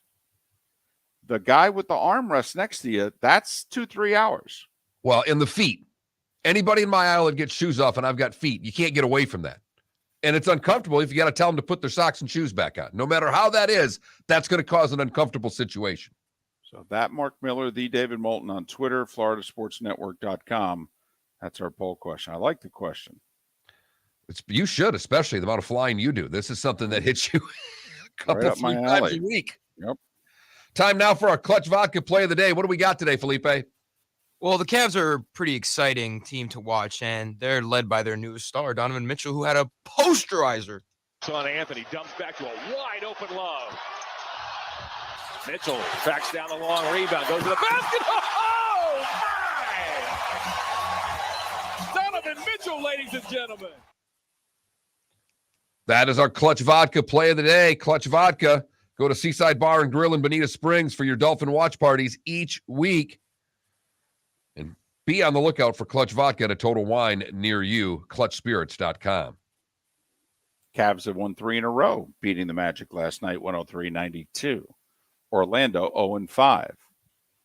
That's all right. They're tied basically with the Lakers. I mean, Lakers are only 0-4, but give the Lakers one more game. They'll be there. Worst start for LeBron since his rookie year. Mm-hmm. Right. Yep. I mean, here's the bad thing about this, though.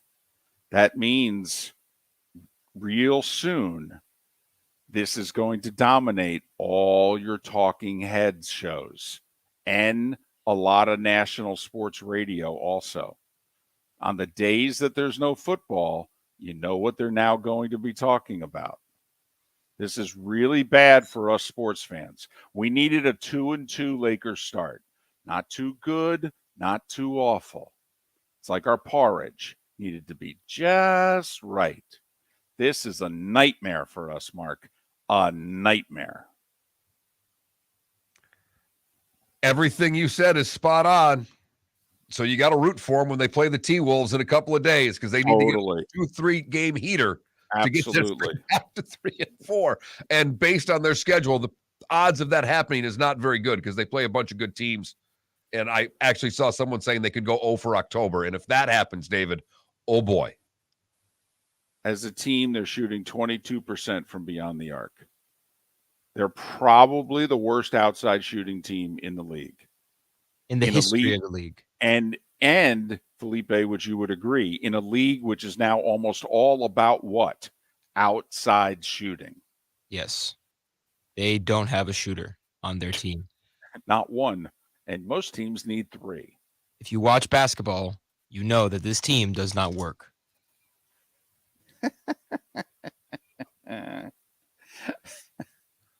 And I don't think they have their own draft pick next year. I think New Orleans has it or somebody. Yeah, right. No draft picks. Right. The LeBron show. Miller and Moulton will switch gears to the National Football League. Dalton Miller from Pro Football Network will join us next on Miller and Moulton right here on the Florida Sports Network. Golfers, are you bored of the same old driving range warm-up routine that's not getting you the results that you want on the course? Power up your golf swing by adding resistance bands to your range sessions with the Orange Whip Golf's Power Strap Kit. Featuring band attachments to your feet and hips, Power Strap resistance training will boost club head speed, increase power, improve flexibility, all with just a few swings. Buy a Power Strap Kit today. Go to orangewhipgolf.com and use code Miller10 to receive an additional 10% off the already great price of $119. Yeah, hi. Excuse me. Hey, the line starts back here. Ma'am, if your party's not here, you're going to have to go around again. If you had the opportunity to avoid all this, wouldn't you? Salt Live is the official transportation provider of the Miller and Moulton Morning Show, making your trip to and from the airport seamless and stress-free. Salt Live is supported with the help of local partners like the Bayfront Inn. Gather your family and friends and enjoy a leisurely day on the water with a pontoon or deck boat. If you prefer to explore the waterways without a motor, the Bayfront has canoes, standboards, and kayaks. At the end of your journey, enjoy lunch or dinner at the Bamboo Tropical Bar and Grill. The Bayfront Inn, something for everyone on 5th Avenue in downtown Naples. BayfrontInNaples.com. When you need a ride, book with Salt Live Transportation, 308-8686, or book on saltlivetransportation.com. Mark Miller for SWFL Golf Carts or online, flgolfcarts.com. If you're looking for a golf cart, an e-bike, or an e-motorcycle, go visit Alex and the gang at SWFL Golf Carts. flgolfcarts.com online. Check out their whole inventory. If you're looking for a custom cart, they can take care of you. 2-seater, 4-seater, 6-seater, they've got you covered. E-bikes, nobody better for value and service. E-motorcycles, check them out. Again, flgolfcarts.com. flgolfcarts.com. You are listening to Miller and Moulton on the Florida Sports Network.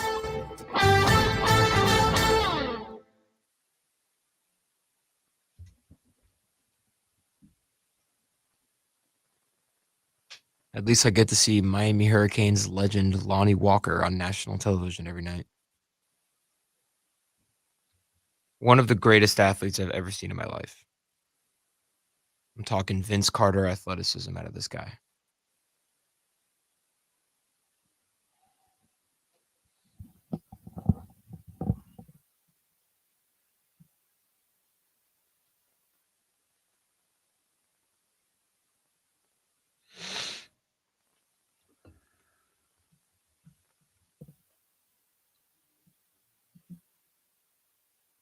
Riz, I was in the same situation, man. I chose golf, but we'll see.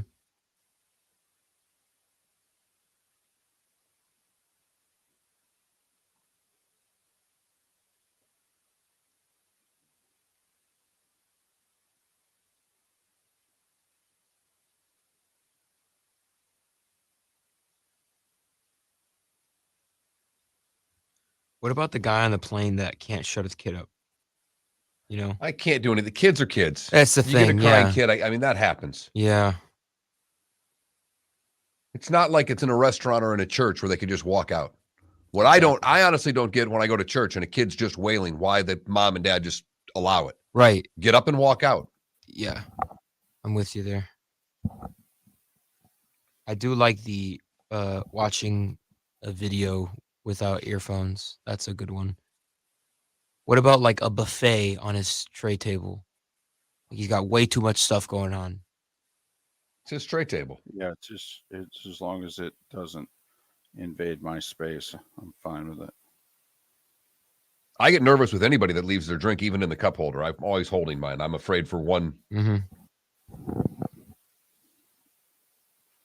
quick little turbulence and I'm wearing someone else's Sprite. Hey, I have to admit, I'm unaware of this Giselle ultimatum. Did something happen last night? A report in which she gave him, I mean, he's not walking out on his team. He addressed that, by the way, twice now in the last week. I'm really not looking forward to that. Yes, Klecko, Virginia is that bad.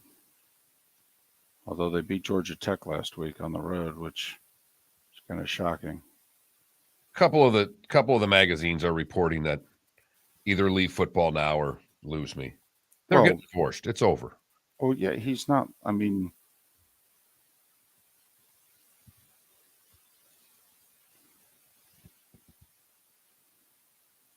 this isn't his last year. He wants to keep playing. I don't know. Well, that's true because he signed that deal with Fox.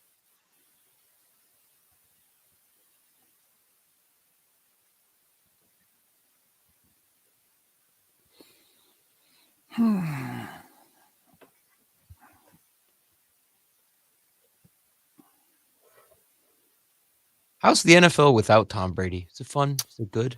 It'll be just fine. Never heard of it. Really looking forward to that. It'll take, I mean, when they lose Brady and Rodgers at around the same time.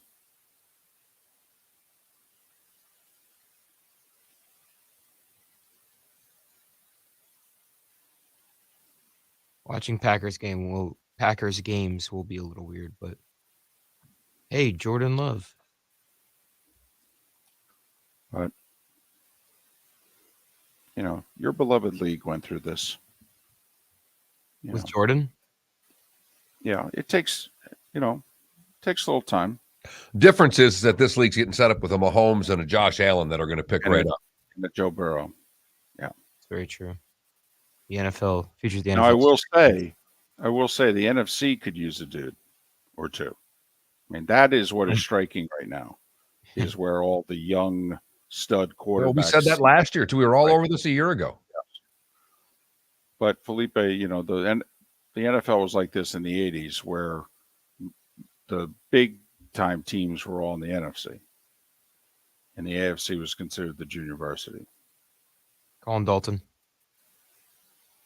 Should have had him on by now.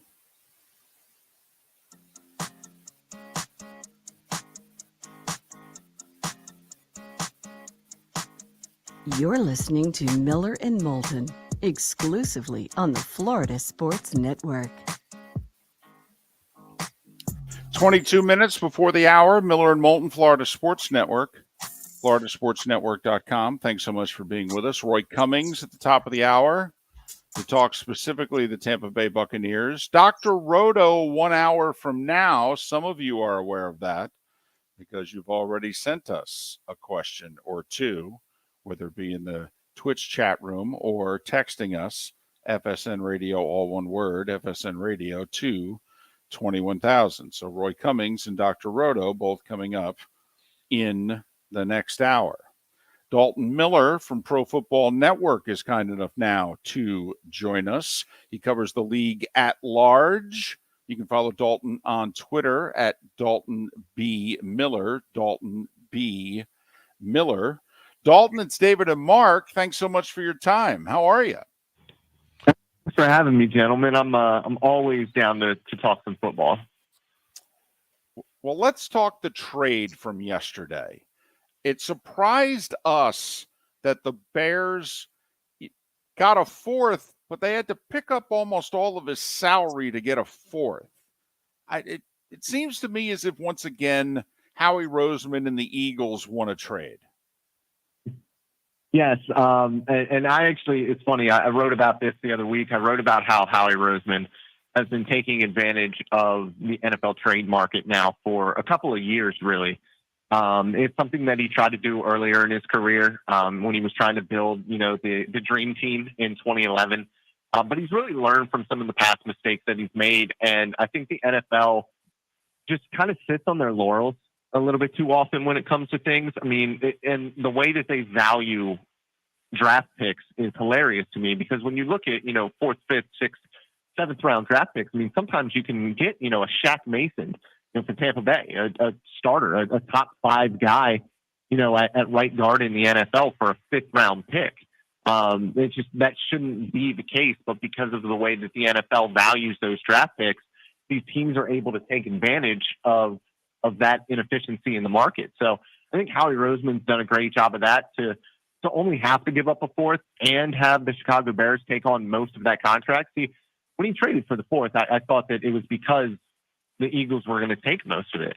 And for Chicago to take most of the contract and only get a 4th back, for somebody who just had a fantastic year a year ago, and he's not producing the way that we thought he would going into the season. He's going to go to Philadelphia, where he has better talent around him. He'll be in, more of the same fronts that he played in last year, where he had so much success. And he'll be in a role where he won't have to play as often. He won't have to play against the run, and he still has that elite bend. So I think he's going into a perfect role in Philly.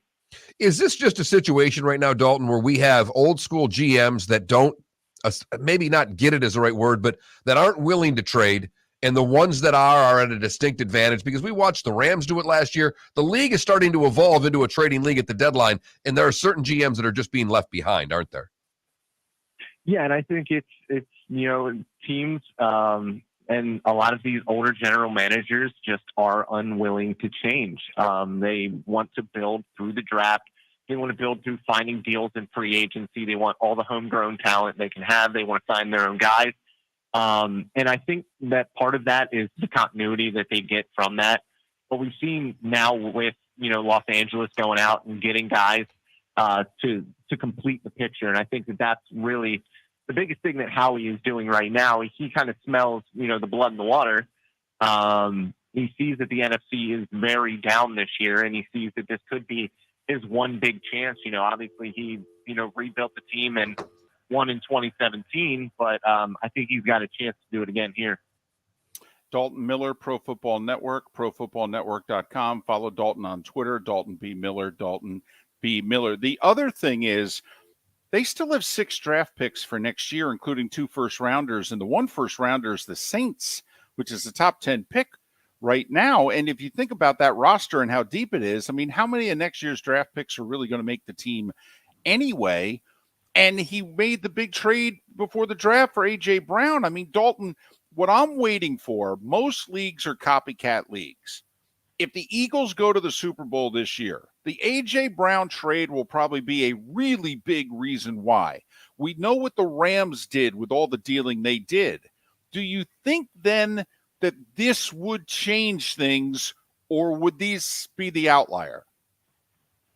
No, I think that the league is already starting to change a little bit. We've seen it become, like you said at the deadline, it's a lot more like the NBA is now, and the NBA has figured out a way to own their own offseason. I think that the NFL in the offseason has started to do that as well. I think they've marketed their offseason very well, and I think teams are being more aggressive in the offseason now.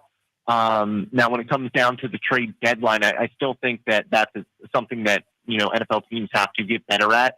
But yes, if we see Los Angeles go out and be super aggressive, trying to put the rest of the puzzle pieces together, and then Philly does it this year and has success in the playoffs as well, I do think that teams are going to start looking at that and not valuing those 4th, 5th, and 6th round picks as much. But, at the end of the day, you also have, like you said, Philly trading a 1st round pick for somebody like A.J. Brown. And I think that what they're doing and what, more teams have to start doing is seeing what contracts teams or guys who are not going to be re-signed.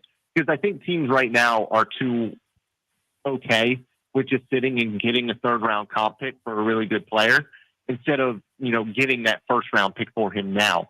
And I think that's what Tennessee did. I think that Tennessee was smart to do that because they knew they weren't going to re-sign A.J. Brown. So get as much value for him as you can. And now, I don't know if Treylon Burks is ever going to be anything close to A.J. Brown, but it's better to do that and get that 1st round pick than to sit and get a third-round pick later. So I think teams are going to start to figure it out, but it's going to take success from other teams doing it first. Talking with Dalton Miller, Pro Football Network, profootballnetwork.com. Dalton, tonight, Bucs and Ravens. This should be a tough one for the Bucs again. We've made so much about the interior of the line changing and protecting Tom Brady, but the fact of the matter is the interior of the line changing has really enabled them to they've not run blocked at all. I mean, they're one of the worst. In fact, I think they are the worst rushing team in the league. At some point, that's got to change. It's going to be tough tonight against Baltimore, isn't it? It is going to be tough against Baltimore. And Baltimore, they might be 4-3 right now, but by every advanced metric you look at, they are a top 5 team in the NFL from how they perform now. I think it's gotten a little bit weird for them because they're a team that has historically been incredibly good in the fourth quarter, and all 3 of their losses so far this year have been blowing fourth quarter leads. So that's a little bit different for them, but they are a very talented team. It's incredibly difficult to defend against Lamar Jackson in that rushing attack. They obviously don't have J.K. Dobbins anymore, but I think with having Lamar and having some of the weapons that he has now, even on the outside, with guys like Rashad Bateman, I think that things become more difficult. But when you look at it, it's 2 teams that are really banged up, too. Mark Andrews is questionable. You have some of the interior of their offensive line that is questionable as well, as Rashad Bateman. And so I think it's a team or a game that is going to come down to who is more healthy at the end of the day. Dalton, you mentioned the metrics. Is there a team out there besides the Ravens that the metrics say, I know their record's kind of middle of the road, but man, this team's got a lot of things going for it? Because the team that I look at is the Bengals. They're 4-3, but they've won 4 of 5. All 3 of their losses, you could argue, were games that they easily could have won in the fourth quarter. And 2 of the 3, they definitely let get away. To me, I think the Bengals their record is masking a really good team. Is there a team for you like that? Yeah, and I think it's really funny that you say that because I'm writing about how their offense has turned the corner, and that's something that they needed to do. I was writing that before I got on with you guys. I think that the Bengals are a team that are turning it around. I think that there's 5 or 6 at most, like legitimately good teams in the NFL right now. I don't include the Jets, the Vikings, or the Giants in that yet. They still need to show me a little bit more. But I think that the Bengals are one of those teams. I think that when you look at a team that is better than their record, it would be the Jags. They are somebody who hover around the top 10 in most statistical categories and just find hilarious ways to lose games. I think that their quarterback has to play more consistent, especially down the stretch in games. He's making, rookie mistakes. And Trevor Lawrence is the first overall pick and somebody who a lot of people thought was a transcendent quarterback prospect. And Doug Peterson has talked about, being patient with a guy, but how the NFL has become less patient with quarterback prospects at this point, or quarterbacks, having a window of 2 years now, really. It's not, 3 or 4. It's 2 years. You got to start to show what you are. And he has to start improving and making less of those rookie mistakes because those, a lot of the times, what have been costing them games. Dalton, who has the best shot of taking Philadelphia on for the 1 seed in the NFC East, or do you think this is already basically a done deal? Yeah. Yeah, I think when you look at the NFC right now, I think that the Philadelphia Eagles are in the driver's seat. They have the easiest schedule going forward, according to Football Outsiders. They had one of the easiest schedules to begin the year, according to Vegas odds. So it's an easy road for them. And they're a team that even last year, when they went 9-8, they won all of their games against teams that were not playoff teams. So they're a team that even last year, they took care of the business that they were supposed to take care of. They're doing that again this season. A lot of people want to bring up how they haven't played, very many good football teams, but we've seen, even teams like Kansas City Chiefs, who we believe are, one of the elite teams in the NFL, lose to the Indianapolis Colts, who are not a good football team. So it says something that you can be consistent week in and week out. I think that the Cowboys have the best chance to do it, but they are already multiple games down to Philadelphia because they are 2 games down in the win-loss column and then another game down with the head-to-head, so they'll need to beat them and have Philadelphia stumble a couple more times. And I just don't see it. I think that, it's a league where teams are going to stumble here and there, and to have that big of a lead so early is going to be huge for Philadelphia going forward. I think they'll end up with the 1 seed in the NFC. We pointed it out a couple of weeks ago. The Eagles are likely to be favored in every game they play until maybe the Christmas Eve matchup in Dallas. But right now, you could even see where they'd be a slight favorite in that game going forward. He's Dalton Miller, lead NFL analyst for Pro Football Network. Curious what your numbers say about the Dolphins, who, is it their numbers with Tua versus their numbers without Tua? What is it when you look at the evidence on and off the field you think about the Dolphins? The Dolphins are a really interesting team because their offense is incredibly efficient, and it stayed decently efficient even when they were playing with Teddy Bridgewater and Skylar Thompson. Their issue, more than a lot of teams even, has been health. They have not had it in the secondary at all this year. They are now down. Nick Needham is out for the season. They still don't have Byron Jones back, and Byron Jones might just not show up this season. So they have legitimate issues in the secondary that are going to hold them back, especially because of how aggressive they are. They run a ton of 5 and 6 man blitzes. They run a ton of man coverage behind with very little help at safety. They have some talent at safety. Javon Holland is one of the best young safeties in the NFL, but you can only do so much when you're playing so much single high and blitzing quarterbacks at a very high rate. So I think if they change the way that they do things a little bit on defense, play a little bit softer coverage, a little bit more bend, don't break, I think that they can survive and be one of the top wild card teams in the AFC.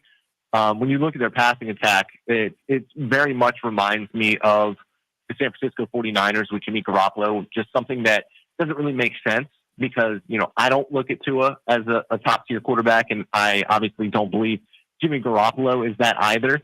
But they find holes in the middle of the field to attack, and when you have Tyreek Hill and Jalen Waddle, you don't just have that attack with yards after the catch, but you also have 2 guys that can take the top off of the defense on any given down, which just opens up the middle of the field even more. So they're a very, very difficult team to stop on the offensive side of the ball, and I think that that's what they have going for them. They're going to need to win shootouts if they want to be, the 5th seed in the AFC. Dalton, 10 seconds. Level of concern on a scale of 1 to 10 for the Green Bay Packers.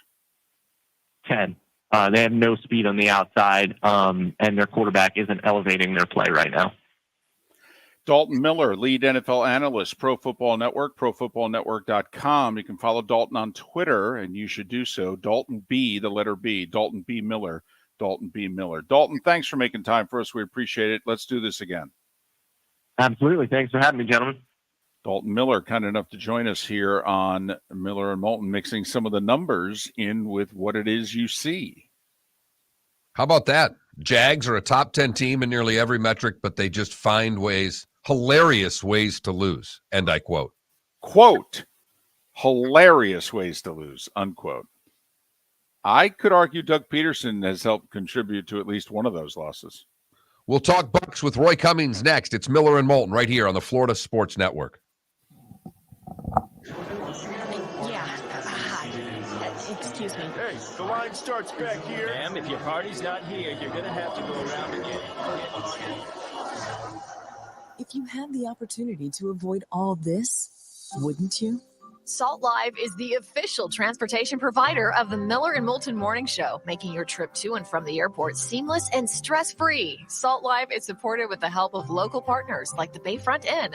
Gather your family and friends and enjoy a leisurely day on the water with a pontoon or deck boat. If you prefer to explore the waterways without a motor, the Bayfront has canoes, standboards, and kayaks. At the end of your journey, enjoy lunch or dinner at the Bamboo Tropical Bar and Grill. The Bayfront Inn, something for everyone on 5th Avenue in downtown Naples. BayfrontInNaples.com. When you need a ride, book with Salt Live Transportation, 308-8686, or book on saltlivetransportation.com. David Moulton for Napa Auto Parts, and Napa Filters. Insist on Napa Filters for your vehicles, or if you're a do-it-yourselfer, only buy Napa filters. Napa has a filter for almost anything on earth that moves, whether it's motorcycles, foreign and domestic cars, vans, SUVs, earth-moving equipment. You get the idea. Napa Auto Parts, Napa filters. Insist on them for your vehicles, or if you're a do-it-yourselfer, only buy Napa filters. Don't miss the Miami Dolphins watch party every Sunday at the Seaside Bar and Grill in Bonita Springs. Presented by Clutch Vodka. The Seaside will be serving Clutch Vodka drinks, including the awesome Bloody Mary bar at the Seaside. If you can't be at Hard Rock Stadium, come have fun at the best place in town to watch the Dolphins and enjoy the best, clean, crisp, smoothest vodka. That's Clutch with a K. Miami Dolphins parties every week at the Seaside Bar and Grill on Old 41 in Bonita Springs. Powered by Clutch Vodka. Miller and Moulton here for the Clutch Vodka Play of the Day. Mark, remember Nick Charles, Fred Hickman, the CNN Play of the Day? Yeah, CNN did a nightly sports show. That was a while ago. Yes, it was. Just work with me. Everyone liked the pod, the Play of the Day. So how about we have the Clutch Vodka Play of the Day? Sounds good. Fun. Smooth. Like Clutch Vodka. Listen weekday mornings for the Clutch Vodka Play of the Day. That's Clutch with a K. Mark Miller for SWFL Golf Carts, or online, flgolfcarts.com. If you're looking for a golf cart, an e-bike, or an e-motorcycle, go visit Alex and the gang at SWFL Golf Carts, flgolfcarts.com online. Check out their whole inventory. If you're looking for a custom cart, they can take care of you. 2-seater, 4-seater, 6-seater, they've got you covered. E-bikes, nobody better for value and service. E-motorcycles, check them out. Again, flgolfcarts.com, flgolfcarts.com. You were listening to Miller and Moulton on the Florida Sports Network. All right, a few things.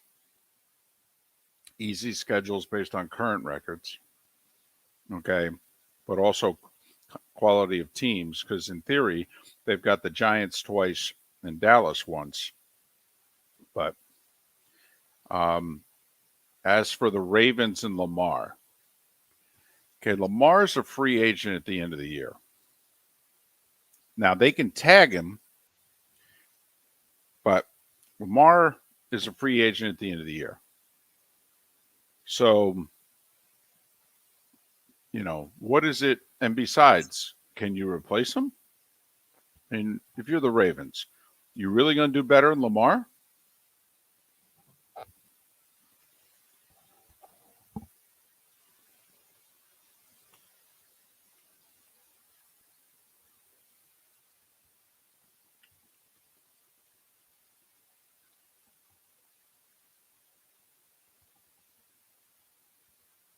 Oh.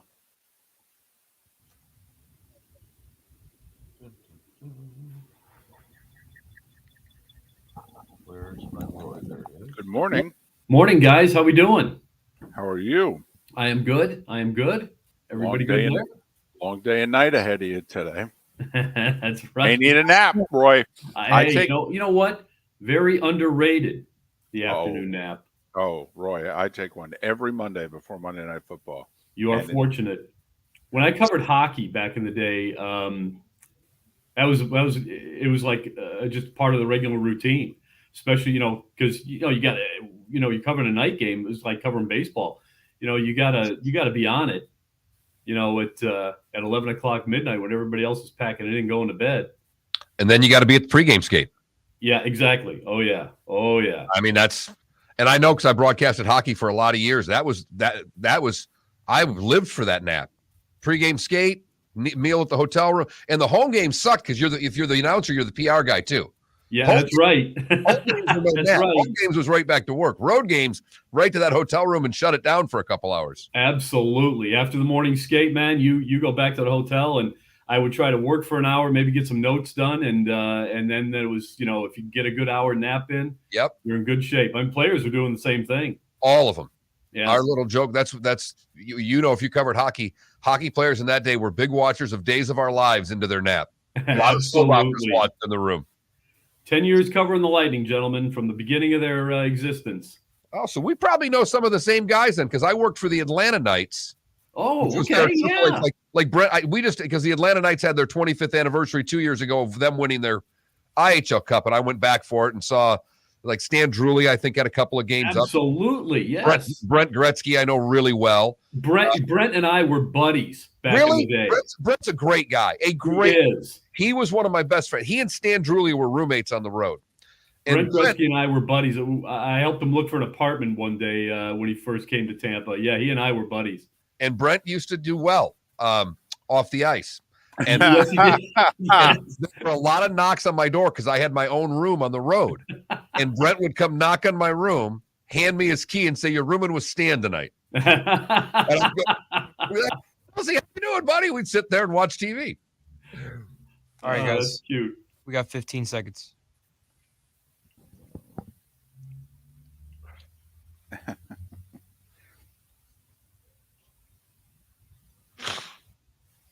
Let's do it.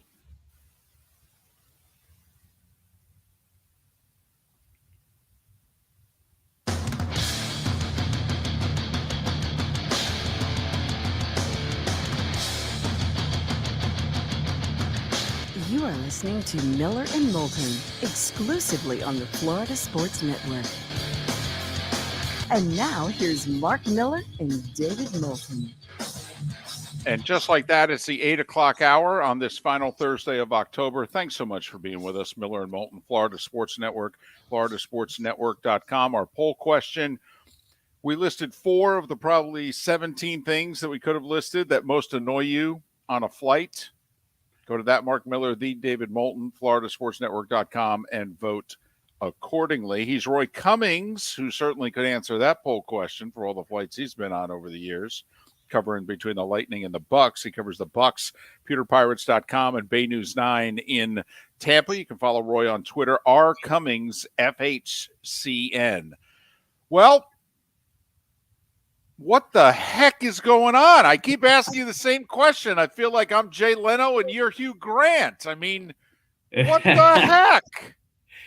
Yeah, you know that list of 4 things, but it could be 17 that you hate on a flight. Well, you could do it the same with the Bucs and what their problems are. You could have 17 things and try to list the 4 worst, just about everything.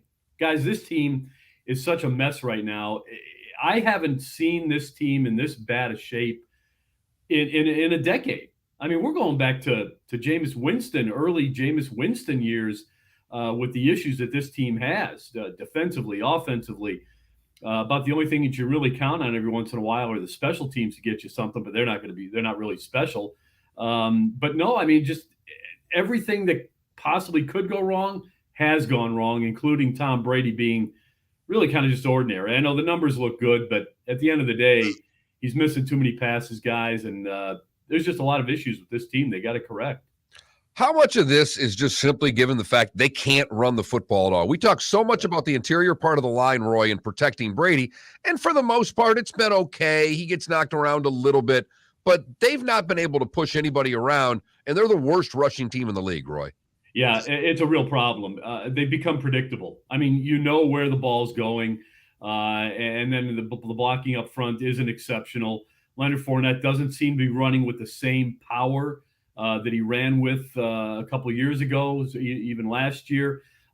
It's a real issue because, again, if your running game becomes predictable, well, you can throw it 45 times, but at some point they're going to figure that out too. And, there's some concern about Brady's ability to hit, some of these intermediate passes that maybe his arm strength isn't quite there.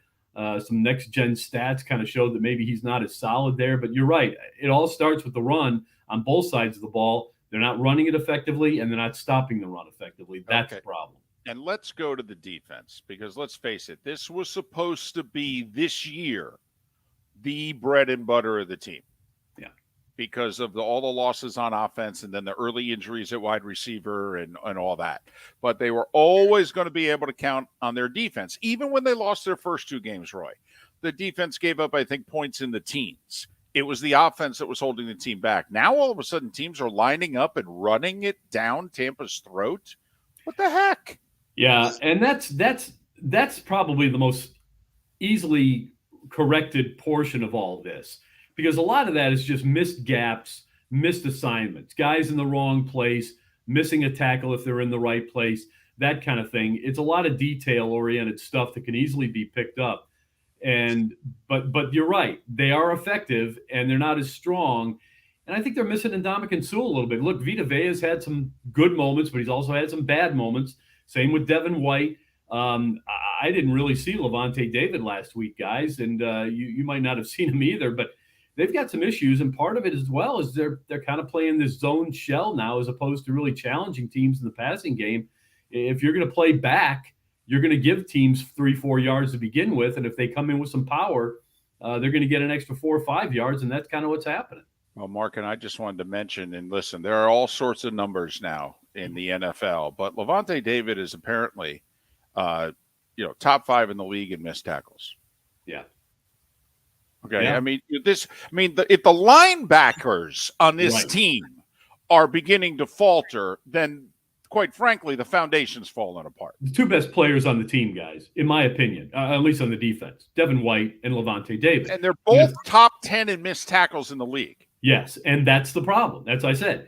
If they're not, if they're hitting their gaps, if they're in the right place, they're missing the tackle, not finishing the play, and sometimes they're not even in the right place. So, again, this is the most correctable part. It's fundamentals. It's going back to the basics. My guess is that they spent a lot of the time this week, short week, just honing in on the basics, going through the fundamentals and making sure that they're wrapping up with the tackling, hitting their gaps, being on their keys. Defense is really all about positioning and then, carrying out the assignment.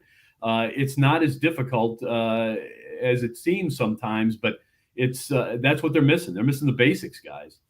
So let me get this straight. They're missing a bunch of easy plays that they should be able to make on both sides of the ball, particularly on the defense, after a quarterback took 10 days or 12 days off of training camp and then went to a wedding. And it sounds, all of these problems, Roy, you were on this before we were, and I was the one saying, come on, it's Brady. We'll be fine. They'll be fine.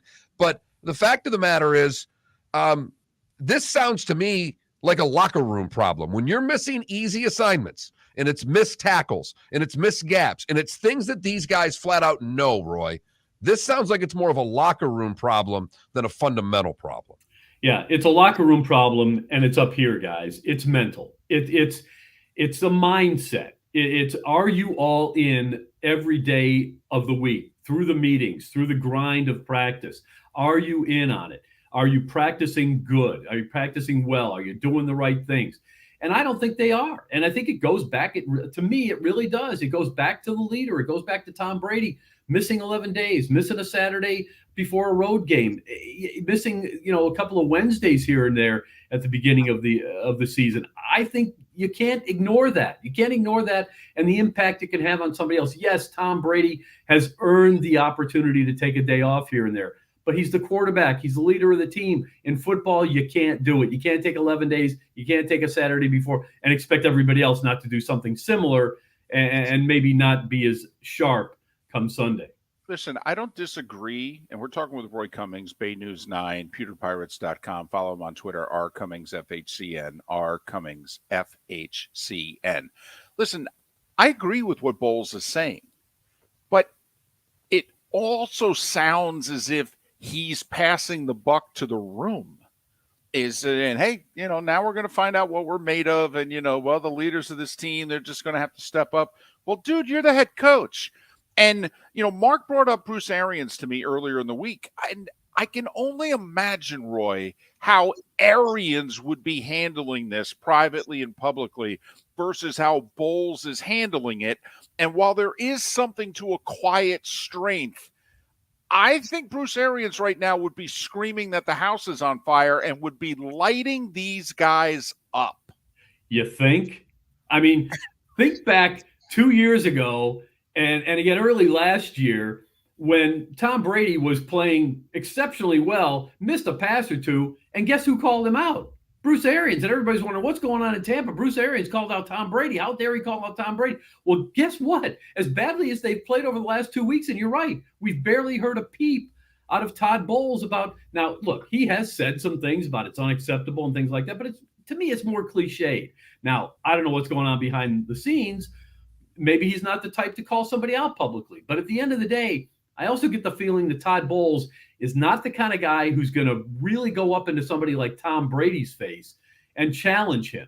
I just get that feeling. And I don't think Byron Leftwich is either.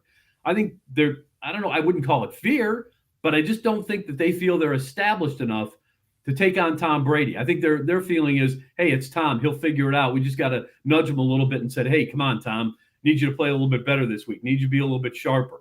If you figure he's going to give it an effort, but you never really know. So, no, I think you've got a good point there. And it starts, if you can't call out Tom Brady, then you can't call out somebody else below him. I just don't think that's fair. And at the end of the day, again, Tom Brady's the one who's been missing time more than anybody else, and not for legitimate reasons. Is Julio Jones going to play tonight? It's possible. I think they're desperate to win. And I think even if he's, 60%, they might just throw him out there for some plays to be a decoy. It might not be a bad idea because right now, guys, I think the offense has become predictable. It's too faceted. You either give the ball to Leonard Fournette or Rachaad White if he happens to be in the game, giving Leonard Fournette a breather, or they're throwing it to Mike Evans. The reason they didn't throw to Mike Evans 2 weeks ago is because he was double covered. Well, last week they decided, okay, we're going to try and throw it to him anyway, targeting him a dozen or more times, caught 9 balls, but still didn't make any difference because nobody else is really getting open. So I think they've got to try something different here. They're missing the tight ends in a big way, and not just Gronkowski. They're missing Cameron Brate. That's a big loss. And they've got to figure out a way to create some kind of weapon that nobody's expecting, something that somebody respects. I don't know if Julio Jones is healthy enough to be that guy, but I think the Bucs might give it a shot. Trade deadline's Tuesday afternoon. You think Jason Light gives up a third-round pick for a starting guard or a Mike Gesicki to help solve the tight end situation? Maybe a fifth-rounder to the Bears for Cole Kmet. I mean, Roy, Miller and Moulton, for whatever the heck that's worth, we would be pretty damn active in the next 5 days. You look at what's happened already with some teams that are going out and getting players, giving up a fourth-round pick for key players. You look what San Francisco's done. Look what the Jets have done. I think you have to be a buyer here. You can't. You're all in on this being the Super Bowl season, unless you think that getting Ryan Jensen back in Week 12 is going to be the boost that you need. I think you've got to go out and get some pieces, and to hell with the draft picks. It's not about 2023 anymore, guys. It's about 2022. Always has been. I think you got to double down on that and worry about the draft later. And the other thing is, one reason you got to feel that way, even at 3-4, somehow miraculously in the worst division in the NFL, you're still in first place. Right. And if you win the division, you get a home playoff game. And in theory, then you're through to the divisional round. And once you're there, well, heck, you can see the prize. He's Roy Cummings, Pay News 9, PewterPirates.com. Follow him on Twitter, rcummingsfhcn, rcummingsfhcn. Roy, get a nap. Before night games, you need a nap. I'm all in favor. Take care, guys. Thanks, Roy. Thank you. Roy Cummings. And we were talking, if you follow us on Twitch and watch and what have you, Roy used to cover the Lightning for 10 years, and Mark and Roy were talking about their hockey days and their napping. Pre-game nap. Got to get that one tonight. Got to get that one today for a night game. Been able to get away with no naps on Tuesdays and Wednesdays, but with now the World Series starting tomorrow, those early afternoon naps are mandatory when you've got the early wake-up call. There's no two ways about it. Between 1 and 4, baby, that's nap time. Miller and Moulton, vote on our poll question today, which is most annoying thing that happens on a plane. Go to that Mark Miller, the David Moulton. Back with more in a moment right here on the Florida Sports Network. Mark Miller for SWFL Golf Carts or online, flgolfcarts.com. If you're looking for a golf cart, an e-bike, or an e-motorcycle, go visit Alex and the gang at SWFL Golf Carts. flgolfcarts.com online.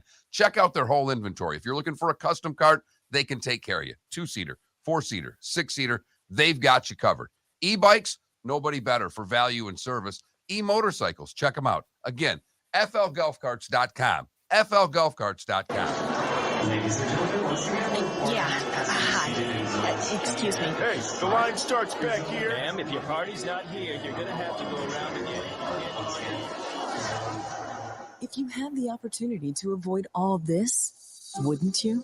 Salt Live is the official transportation provider of the Miller and Moulton Morning Show, making your trip to and from the airport seamless and stress-free. Salt Live is supported with the help of local partners like the Bayfront Inn. Gather your family and friends and enjoy a leisurely day on the water with a pontoon or deck boat. If you prefer to explore the waterways without a motor, the Bayfront has canoes, standboards, and kayaks. At the end of your journey, enjoy lunch or dinner at the Bamboo Tropical Bar and Grill. The Bayfront Inn, something for everyone on 5th Avenue in downtown Naples. BayfrontInNaples.com. When you need a ride, book with Salt Live Transportation, 308-8686, or book on saltlivetransportation.com.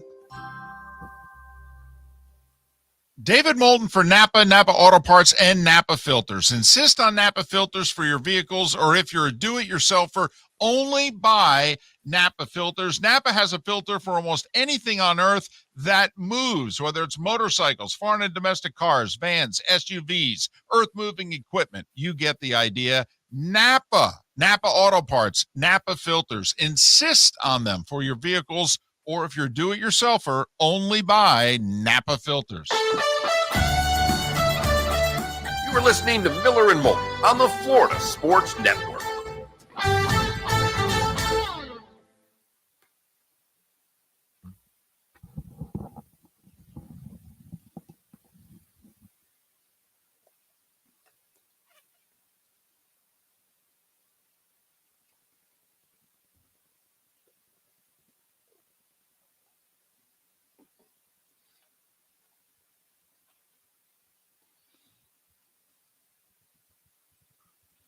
RCB, it's kind of like at the office, where 1 year you've got the hands-on boss, and he's pretty intense, and everybody's following in line. Everybody's all in. And then you notice the next year the boss is a little more distracted, not as intense, not as around quite as much. Still there a lot, but not around, all the time. And you know how a workforce is. Then we start wandering a little bit. That's what people are saying. That I think it's human nature. Right. Is it Brady's fault that Mike Evans dropped the ball? No, it's Mike Evans' fault. Okay, but it's just. But is it Bowles' fault for not treating this team like a team? There are many that think it is. That's all. I will say, for a couple of guys getting their second chances, Bowles with Tampa, Dennis Allen with the Saints, not going well.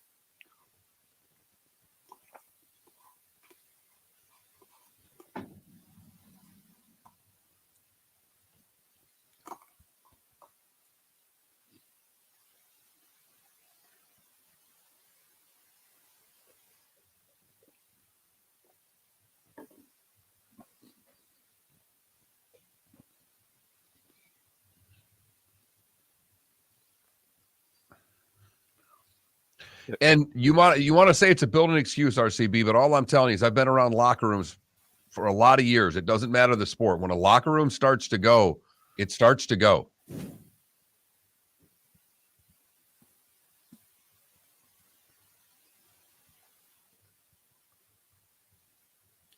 Now, the thing about cutting Hicks is if you cut Hicks, the salary's still on the books. So now I'm with you about picking up Ndamukong. The problem is the Bucs have like $3.5 million left. And Sue's not going to play, even if it's prorated, it's going to be more than that. So Tampa would have to unload some salary somehow, which probably means they'd have to sit down and restructure somebody's contract and create more cap room. But, Gesicki's $10.9 million. That's why I think somebody like Cole Kmet has to become more of a consideration, because Kmet's a non-first round pick playing on a rookie deal. I mean, he's making around $1 million. Well, and then, and I know you don't want to give up a second, David, but if you give up the second and they eat all $10 million of the salary, then it's a different story. Right. It just is. And I understand. And if I'm the Dolphins, I could argue yesterday was a good day for you, because the Bears just picked up most of Quinn's $12+ million salary. and accepted a fourth, which is going to be a late fourth with where the Eagles are likely to go. You know, we're talking like pick 120 to 125 here. And the Bucs, who don't have a fourth rounder,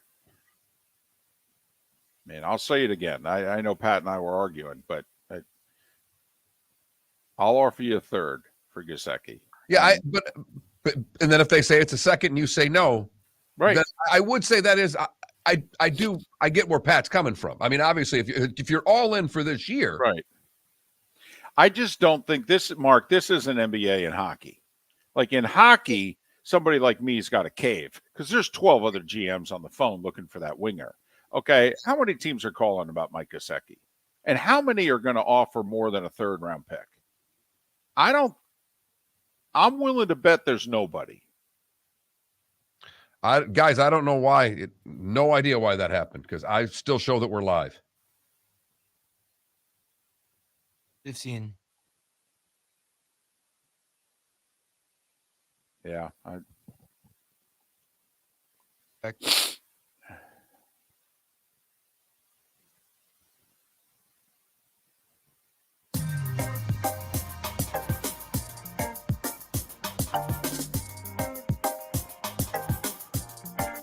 Welcome back to Miller and Moulton, only on the Florida Sports Network.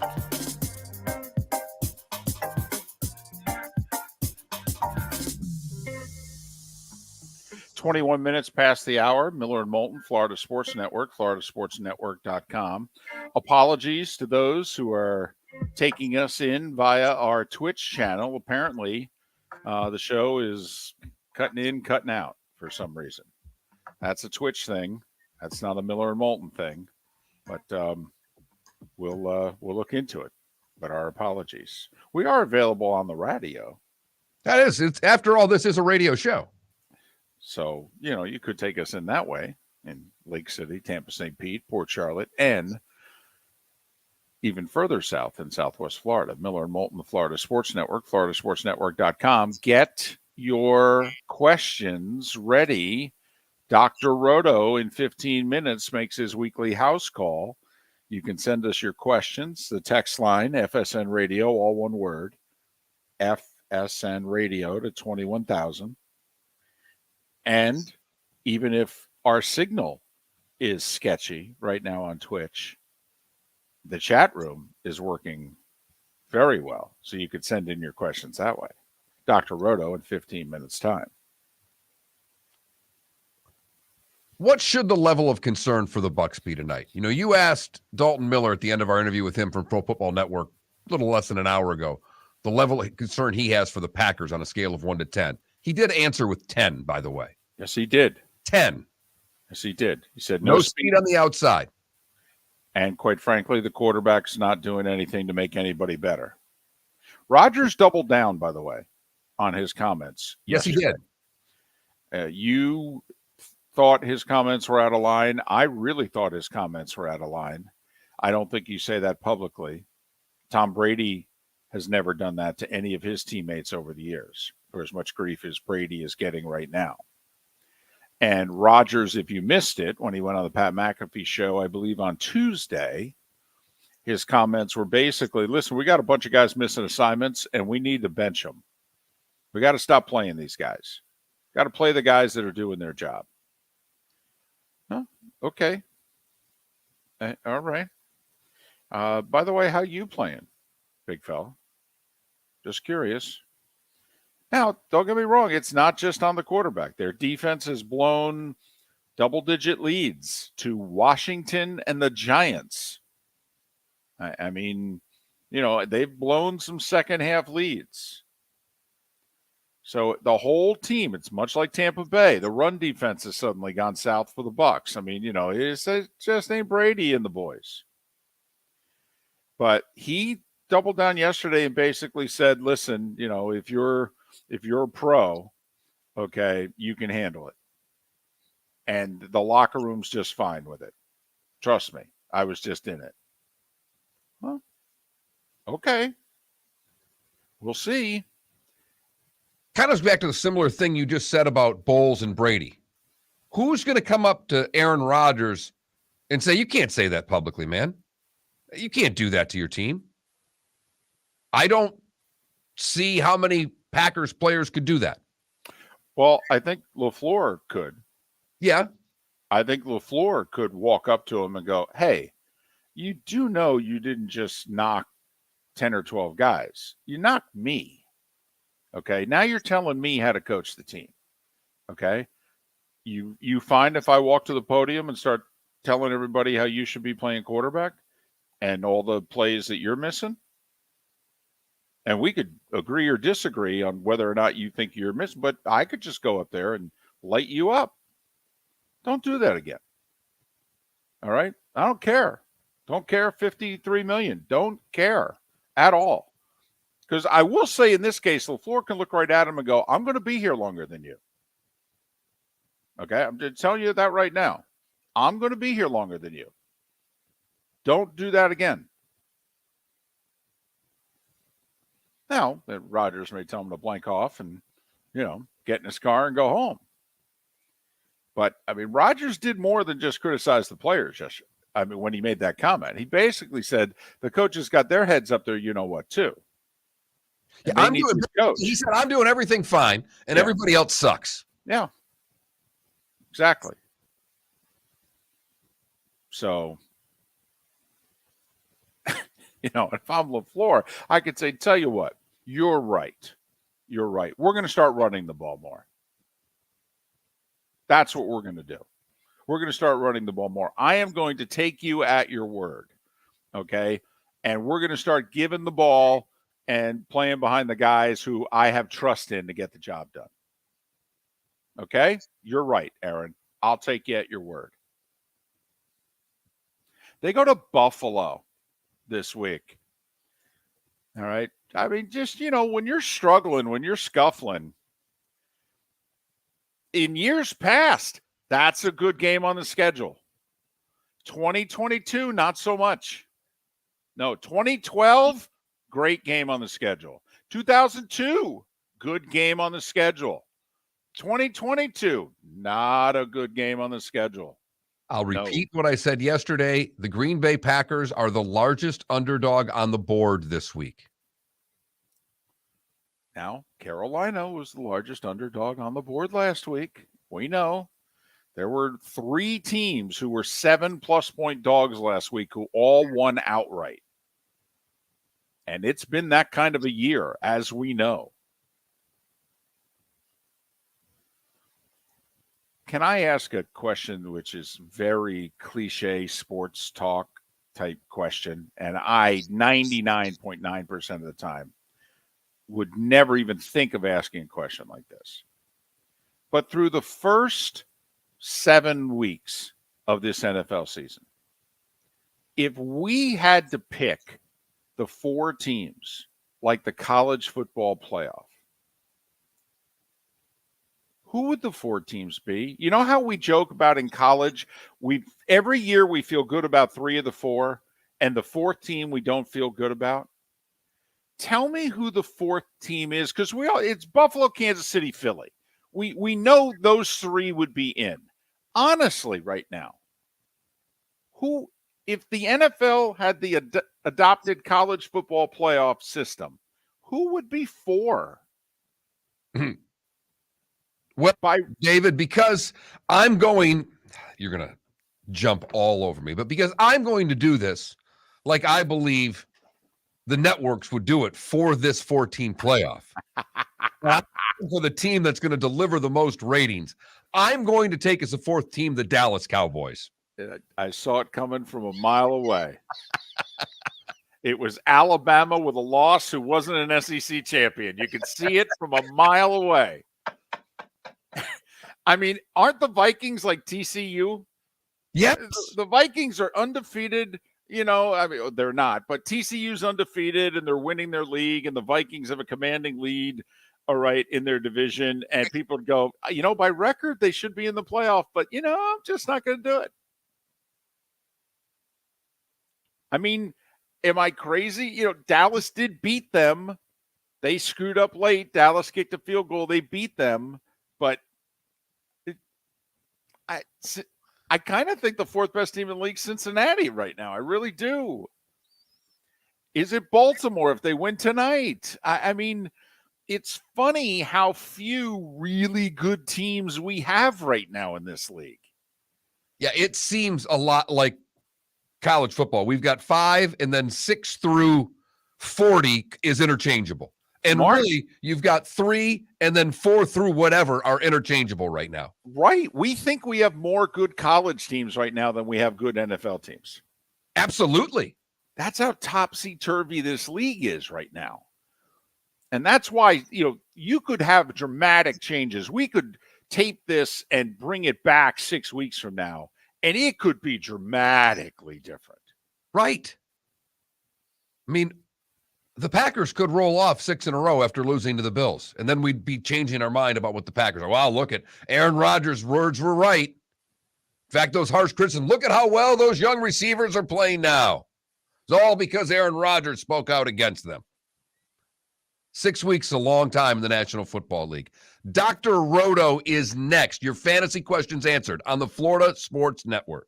Mark Miller for SWFL Golf Carts, or online, flgolfcarts.com. If you're looking for a golf cart, an e-bike, or an e-motorcycle, go visit Alex and the gang at SWFL Golf Carts. flgolfcarts.com online. Check out their whole inventory. If you're looking for a custom cart, they can take care of you. 2-seater, 4-seater, 6-seater, they've got you covered.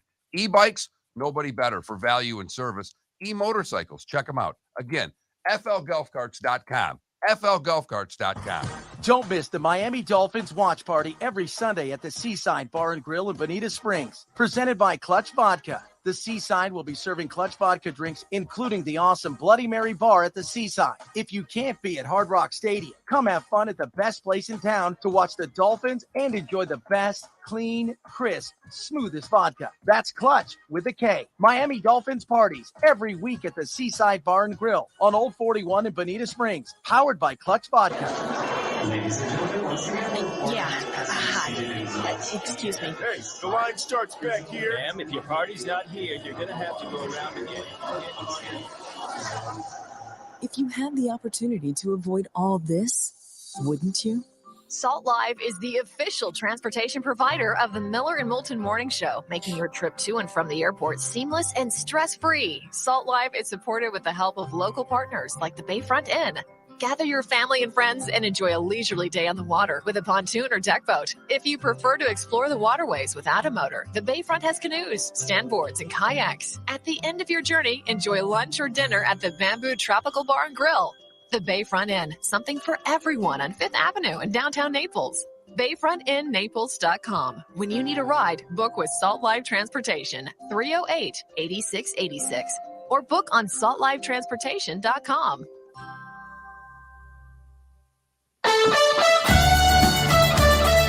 You were listening to Miller and Moulton on the Florida Sports Network.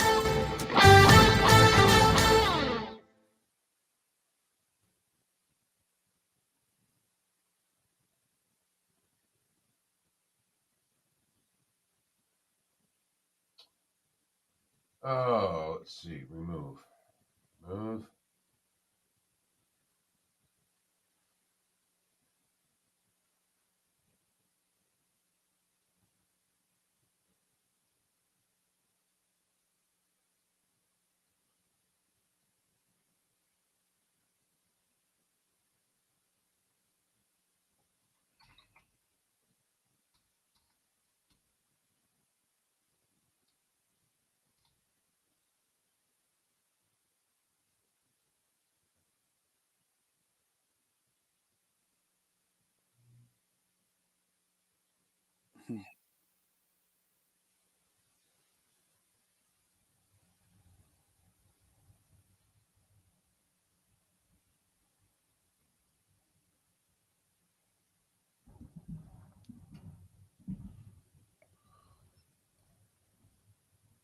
Ha-ha. Fixed it.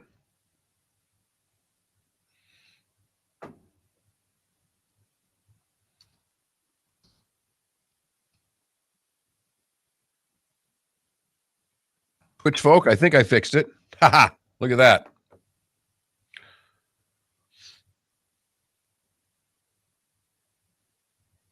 We just lost our whole audience, but I fixed it.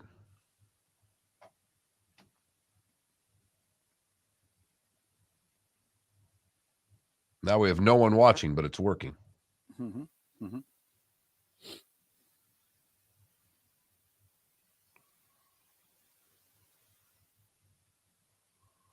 Well, this is really strange. All right. Questions, fantasy football questions. Yeah, we're not going to have any because I don't think anybody's in the Twitch chat room right now.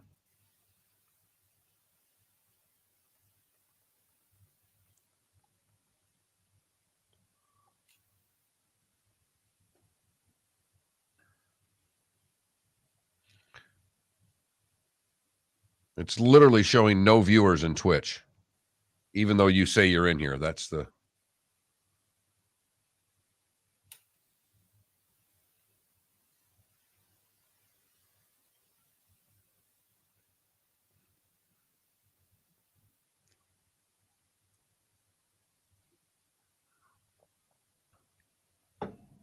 Your numbers are quicker than mine, Dad. That's funny. I see 9 literally on my backlog thing, but that's neither here nor there. So all right, hopefully they come back.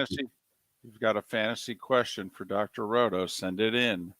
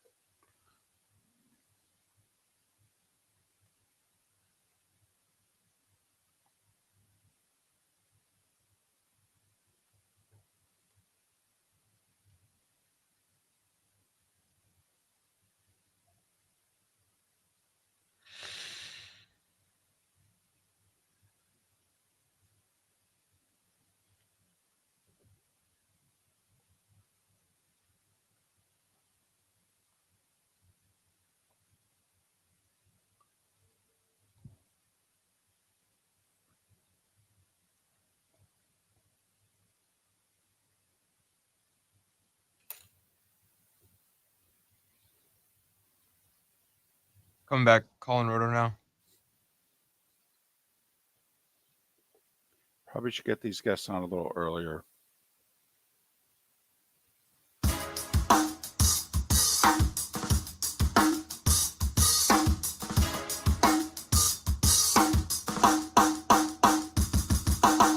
Welcome back to Miller and Moulton, only on the Florida Sports Network.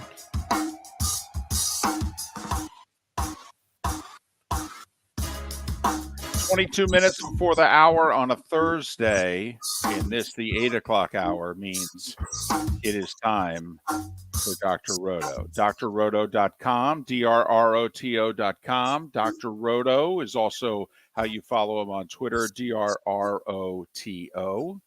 He hosts a show on the weekends on Sirius's Fantasy Sports Radio, and he joins us every Thursday to talk fantasy football, except apparently maybe not this Thursday because we don't have him, because why would we? We've got questions lined up and everything. My guess is we'll get them shortly. Get your questions in, whether it be on the text line or the Twitch chat room, your fantasy questions for Dr. Roto. And we have said it before, Mark, this is a wild, wacky, difficult fantasy year.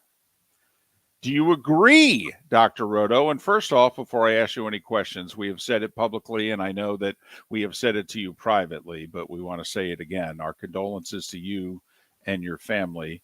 on the passing last week of your dad. I hope you and your family are doing as well as could be expected. I appreciate that, and we are. We're hanging in there. It's not easy. It was a great man, and we'll push forward. But I appreciate you saying that. But getting to football, the NFL wanted parity, and they got it. And we got a lot of bad football. We do have a lot of bad football, and it's hard to watch. I mean, as much as we love the game of football, it's hard to watch some of these games. And when Daniel Jones looks like one of the better quarterbacks in football, what does that tell you? Really tells you that there's some issues going on. So I think fantasy football managers right now are frustrated. They're disappointed. They're not getting the results they expected. And then on top of that, when you get injuries to Javonte Williams and Breece Hall and Mike Williams and all these players, then it sets you back even more. So I get it. All right, well, let's get to the questions for this week, Doc. Let's see. Started out with St. Brown or Jacoby Myers. I know St. Brown's still banged up. I think this is an easy one, but we'll start with one that may be an easy one for you. Well, I'm not sure it's easy or not. I mean, if he plays, you have to play him. So that he's the guy that is a difference maker, but it just seems like this was a guy who was, and he's strong as an ox. His dad is a big weightlifter, so it's not like this guy is frail. So, I mean, he's certainly strong. I mean, he's just been unlucky. Look, I like Jacoby Myers, but I don't like what's going on in New England. I don't like it at all. I don't like the fact that they're rotating quarterbacks. I think Mac Jones is a starter. Let's not get foolish. I think Bill Belichick thought he had lightning in a bottle, and then the second half he realized Bailey Zappi isn't as good as he thought he was. So, I like Jacoby Myers, but I like St. Brown more if he plays. We'll say this. Zappi looked small. And I don't mean in terms of his ability. I mean, he looked like a small guy out there, like Russell Wilson small. He had 4 passes batted at the line of scrimmage in that game, and he only played 3 quarters. That's a high number. Speaking of quarterbacks, Brazib, first question from the Twitch chat room, Doc. Daniel Jones or Jared Goff? Oh, I like Goff this week. I do. I think, first of all, Lions always play better at home. Secondly, most of their games, except for last week, have been high scoring. Miami's defense has not been the most imposing this year, as we all know.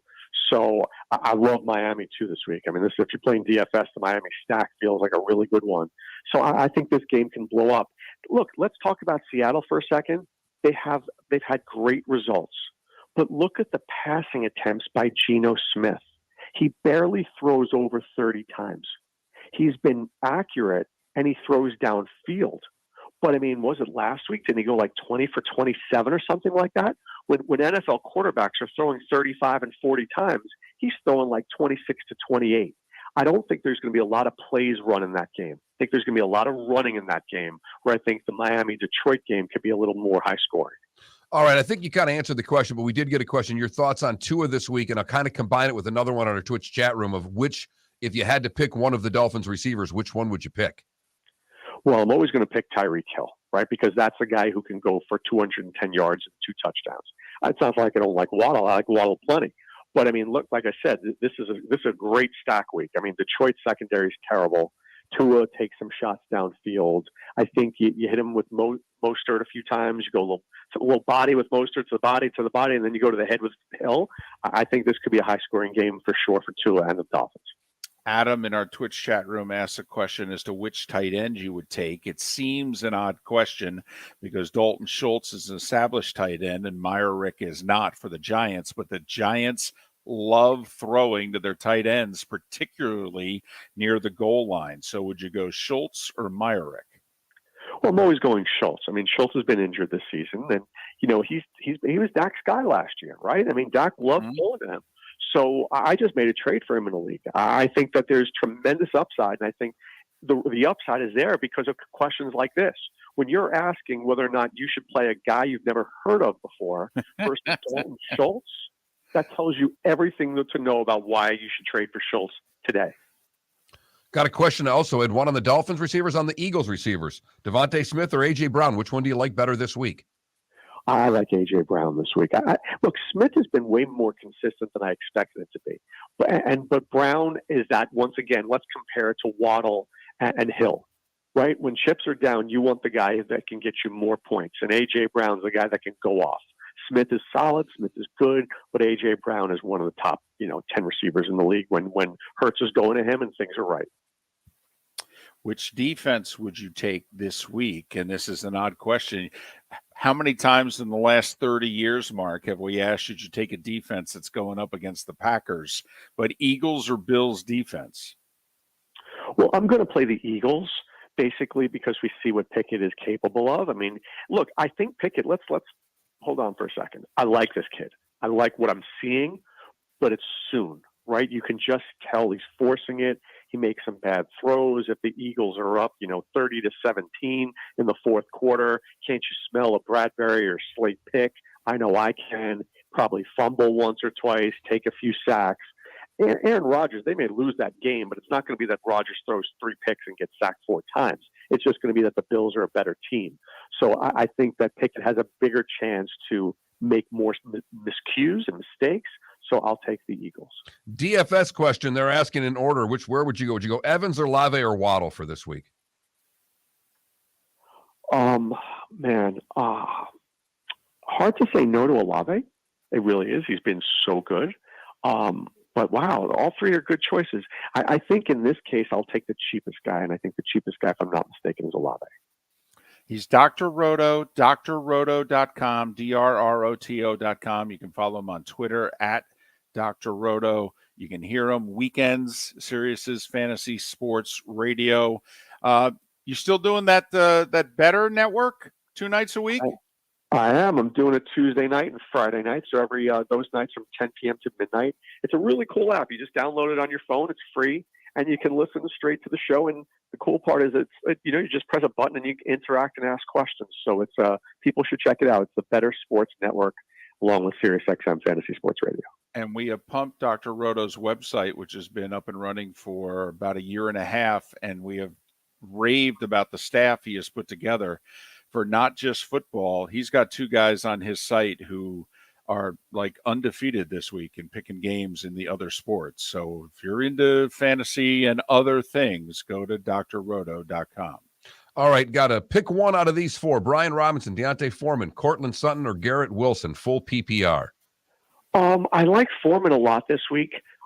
He's just a battering ram. Remember, they brought him over for a reason. He was pretty good last year, right? When he played for Tennessee, when Henry got hurt, he wasn't Henry, but he was Henry light. And then all of a sudden he disappeared in our fantasy minds because he was playing behind McCaffrey. But now that McCaffrey's in San Francisco, Foreman, look, he ran for over 100 yards last week. It's not like Atlanta's this great defense. That game could be a little hard to watch, hide the women and children on that one. But I'm thinking that Foreman could go for another 100 yards this week. Look, I like Garrett Wilson, but it's Zach Wilson that's the issue there right now.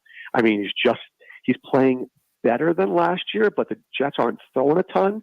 And, I need to see more confidence and more swag out of him. A big picture question, like Mark made a comment earlier this week, Doc, in which he said he's doing really well DFS this year, not doing well, big picture fantasy team. This you've acknowledged, we've all acknowledged, scoring's down. This has been a very difficult fantasy year. All right. But is there a path? Is there a method that actually has been very productive this year? Well, yeah. So, you mentioned earlier about my site. There's a site that people have latched on to called Prize Picks. And look, no betting site is easy. But Prize Picks, if you can pick 2 picks, you get 3 times your money, right? So if you can just hit 2 things. So let's just say it's Zach Wilson over in passing yards and Donta Foreman under in rushing yards. Something as simple as that. And you put down $50 and you win, you can win $150. So I think people are finding other ways between Prize Picks and DFS when their seasonal teams are struggling, which many are. There's other ways to enjoy the game, right? We don't want to just stop watching football because our seasonal team is 3-4 and we think we're going to lose. We want to find ways to enjoy fantasy football in a multitude of fashions. So I think that people can try all 3. I know I do Prize Picks each week. I know that I play DFS each week, and of course, all my seasonal teams. I'm in it to the very end. All right. Person kind of asked, you could translate this to a DFS as well, but this person says, I'm in a 16-team fantasy league. It sucks. Everyone on my team's injured. Any deep running back or wide receiver sleepers that have good matchups you might be able to pick up or snag on waivers? And that obviously applies this week to DFS as well, Doc. Sure. So last week I got very, very lucky. I picked up Paris Campbell at the last second in 3 different leagues, and he went off, right? And here's a tip. Play your guys against the Titans. The Titans secondary is not very good. And this week's guy is a guy named Chris Moore. Chris Moore is a guy that probably nobody knows from the Houston Texans, but I do not believe that Nico Collins is going to be playing. Brandon Cooks is going to have a good week, but this kid Chris Moore is my guy. I think he's $3,400 on DraftKings. He just should slip under the radar, much like Paris Campbell. Now, don't expect Paris Campbell numbers because Matt Ryan was throwing the football and Davis Mills, they're not letting him. But when you're in a 16-team league, if you can get 10 points for some random dude, you did all right. All right. Got a few questions off of the Twitch chat room. One is Kenneth Walker, DeAndre Swift. I think I know the answer. I think you're going to be surprised at my answer. My answer is actually going to be Kenneth Walker. I thought that would be your answer. Oh, yeah. It's not. I love Swift. I mean, Swift is a player. But, man, this Kenneth Walker is really good. And he's like this year's Elijah Mitchell, right? Every year there's a guy who comes out of nowhere. Well, Walker shouldn't have come out of nowhere. We should know him. He played at Michigan State. But you put him in a Pete Carroll offense, Pete Carroll's like licking his chops at this kid. All right. ATN or Miles Sanders as flex? Well, I don't love ETN's matchup against Denver, but you'd have to think that he'd have the most opportunities, right? They traded James Robinson. They've got Jermichael Hasty. But I'm going to give you guys 2 names. I will give you one, Jermichael Hasty, who did play for the San Francisco 49ers, who's not terrible. And whoever asked about that 16-team league, there's a guy named Snoop Connor, which many of you who follow the SEC might know. He played at Ole Miss. The dude's a battering ram. I can't imagine that he wouldn't be the guy if Jacksonville gets on the 2-yard line. I'd be bringing Snoop Connor in instead of ETN and try to get that touchdown. So he may be a name that people want to file away in the deepest of leagues. I do like ETN. I think he has opportunities. I'll take him over Sanders. All right. We got about a minute and a half or so. Doll fan wants to know, PPR, which 3 of these 4? Najee Harris, Tony Pollard, Gus Edwards, Dante Foreman. I mean, I guess who was the first? Najee. Najee. It's hard to bench Najee, but it's also hard to play Najee. I think we're playing Najee because of his name. Are we really playing Najee because he's done well this year? No, I don't think so, and that's the problem. It's game over name at this point. So I mean, we're not benching Pollard. I mean, hard to bench Gus Edwards. You got to think that Baltimore is going to find the end zone a few times against Tampa. So I think that sadly that might have to be my answer. Final one, Kirk or ETN? Who you starting? You already talked about Kirk or ETN? I'll go ETN just for sheer numbers, and Denver's pass defense has been good. And a generic question, somebody wants to know, do I keep playing Justin Fields? I've had 2 pretty good weeks lately with him. Your thoughts on Fields from a fantasy standpoint going forward? I mean, look, I didn't think he'd do well against New England, and now he's got to play Dallas, who's got a real good defense. I think this could end up messy. But if you have nothing, then he at least could be something because they're running him. They finally used him the right way last week. So hopefully they can do it again. But Dallas is a really tough matchup. 83 yards rushing against the Patriots. He's Dr. Roto, drroto.com. Follow him on Twitter at Dr. Roto, DRROTO. Doc, our condolences once again. Thanks for joining us. You got it, guys. Good luck this week. Dr. Roto, he joins us every Thursday in our last segment to answer your fantasy questions. Miller and Moulton, Tampa, St. Pete, Lake City, Port Charlotte, and Venice. We will speak with you tomorrow. The bonus hour in the 239 is next. Clutch Vodka Play of the Day. Mark, remember Nick Charles, Fred Hickman, the CNN Play of the Day? Yeah, CNN did a nightly sports show. That was a while ago. Yes, it was. Just work with me. Everyone liked the pod, the Play of the Day. So how about we have the Clutch Vodka Play of the Day? Sounds good. Fun. Smooth. Like Clutch Vodka. Listen weekday mornings for the Clutch Vodka Play of the Day. That's Clutch with a K. Don't miss the Miami Dolphins watch party every Sunday at the Seaside Bar and Grill in Bonita Springs. Presented by Clutch Vodka. The Seaside will be serving Clutch Vodka drinks, including the awesome Bloody Mary bar at the Seaside. If you can't be at Hard Rock Stadium, come have fun at the best place in town to watch the Dolphins and enjoy the best, clean, crisp, smoothest vodka. That's Clutch with a K. Miami Dolphins parties every week at the Seaside Bar and Grill on Old 41 in Bonita Springs, powered by Clutch Vodka. Ladies and gentlemen, once again, yeah. Hi. Excuse me. Hey, the line starts back here. Ma'am, if your party's not here, you're going to have to go around and get it. If you had the opportunity to avoid all this, wouldn't you? Salt Live is the official transportation provider of the Miller and Moulton Morning Show, making your trip to and from the airport seamless and stress-free. Salt Live is supported with the help of local partners like the Bayfront Inn.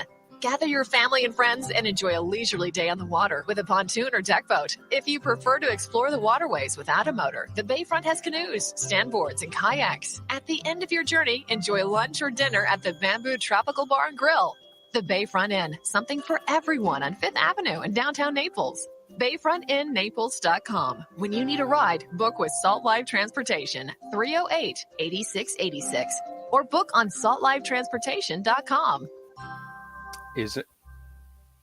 David Moulton for Napa Auto Parts, and Napa Filters. Insist on Napa Filters for your vehicles, or if you're a do-it-yourselfer, only buy Napa Filters. Napa has a filter for almost anything on earth that moves, whether it's motorcycles, foreign and domestic cars, vans, SUVs, earth-moving equipment. You get the idea. Napa Auto Parts, Napa Filters. Insist on them for your vehicles, or if you're do-it-yourselfer, only buy Napa Filters. Mark Miller for SWFL Golf Carts, or online, flgolfcarts.com. If you're looking for a golf cart, an e-bike, or an e-motorcycle, go visit Alex and the gang at SWFL Golf Carts. flgolfcarts.com online. Check out their whole inventory. If you're looking for a custom cart, they can take care of you. 2-seater, 4-seater, 6-seater, they've got you covered.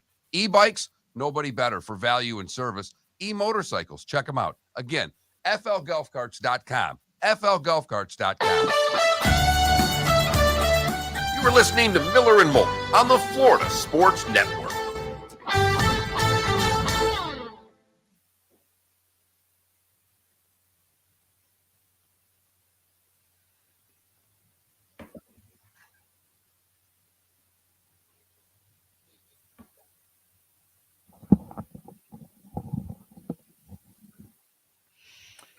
Anybody else having more Twitch problems? There's nobody here. There's nobody left to have. Okay. I don't know what happened there because I always have Twitch open as well as StreamYard, and Twitch was just spinning. It had me a button to hit reload Twitch. I did that. It didn't work, so I had to turn it off and turn it back on again, David.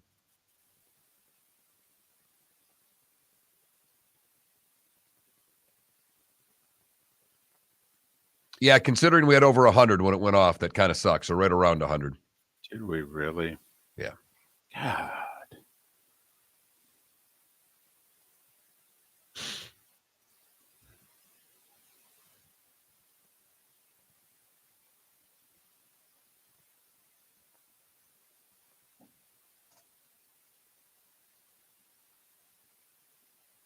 I don't get it.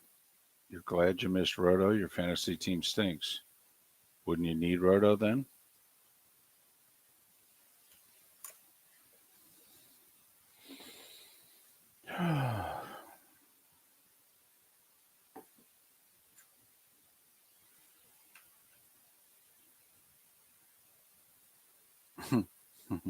That's funny, Adam.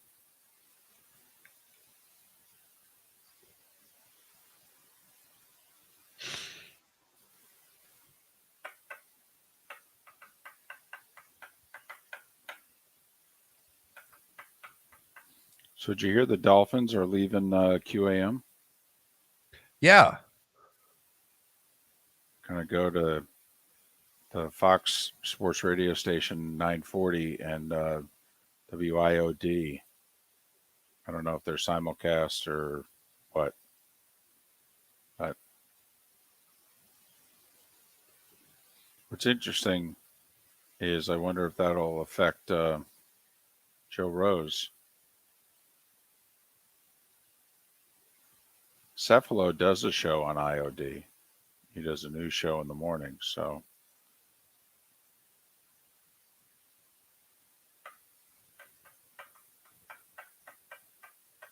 That's just so they're going to 2 a.m.s? yeah. I think it's I know QAM that's where the Heat are going, right? Or the Heat there as of now, something like that. I know the QAM signed a deal with the Heat.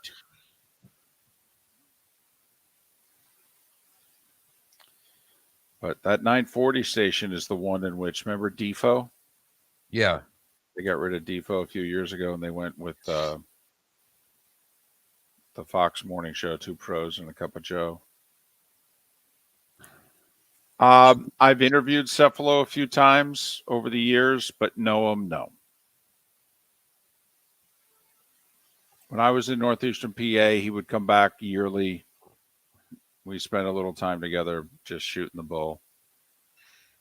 Yeah, he's from Pittston, which is in between Scranton and Wilkes-Barre. 15 seconds.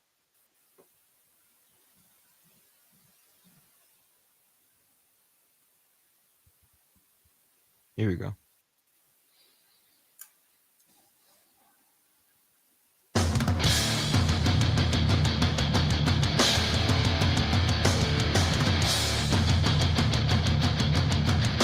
You are listening to Miller and Moulton, exclusively on the Florida Sports Network.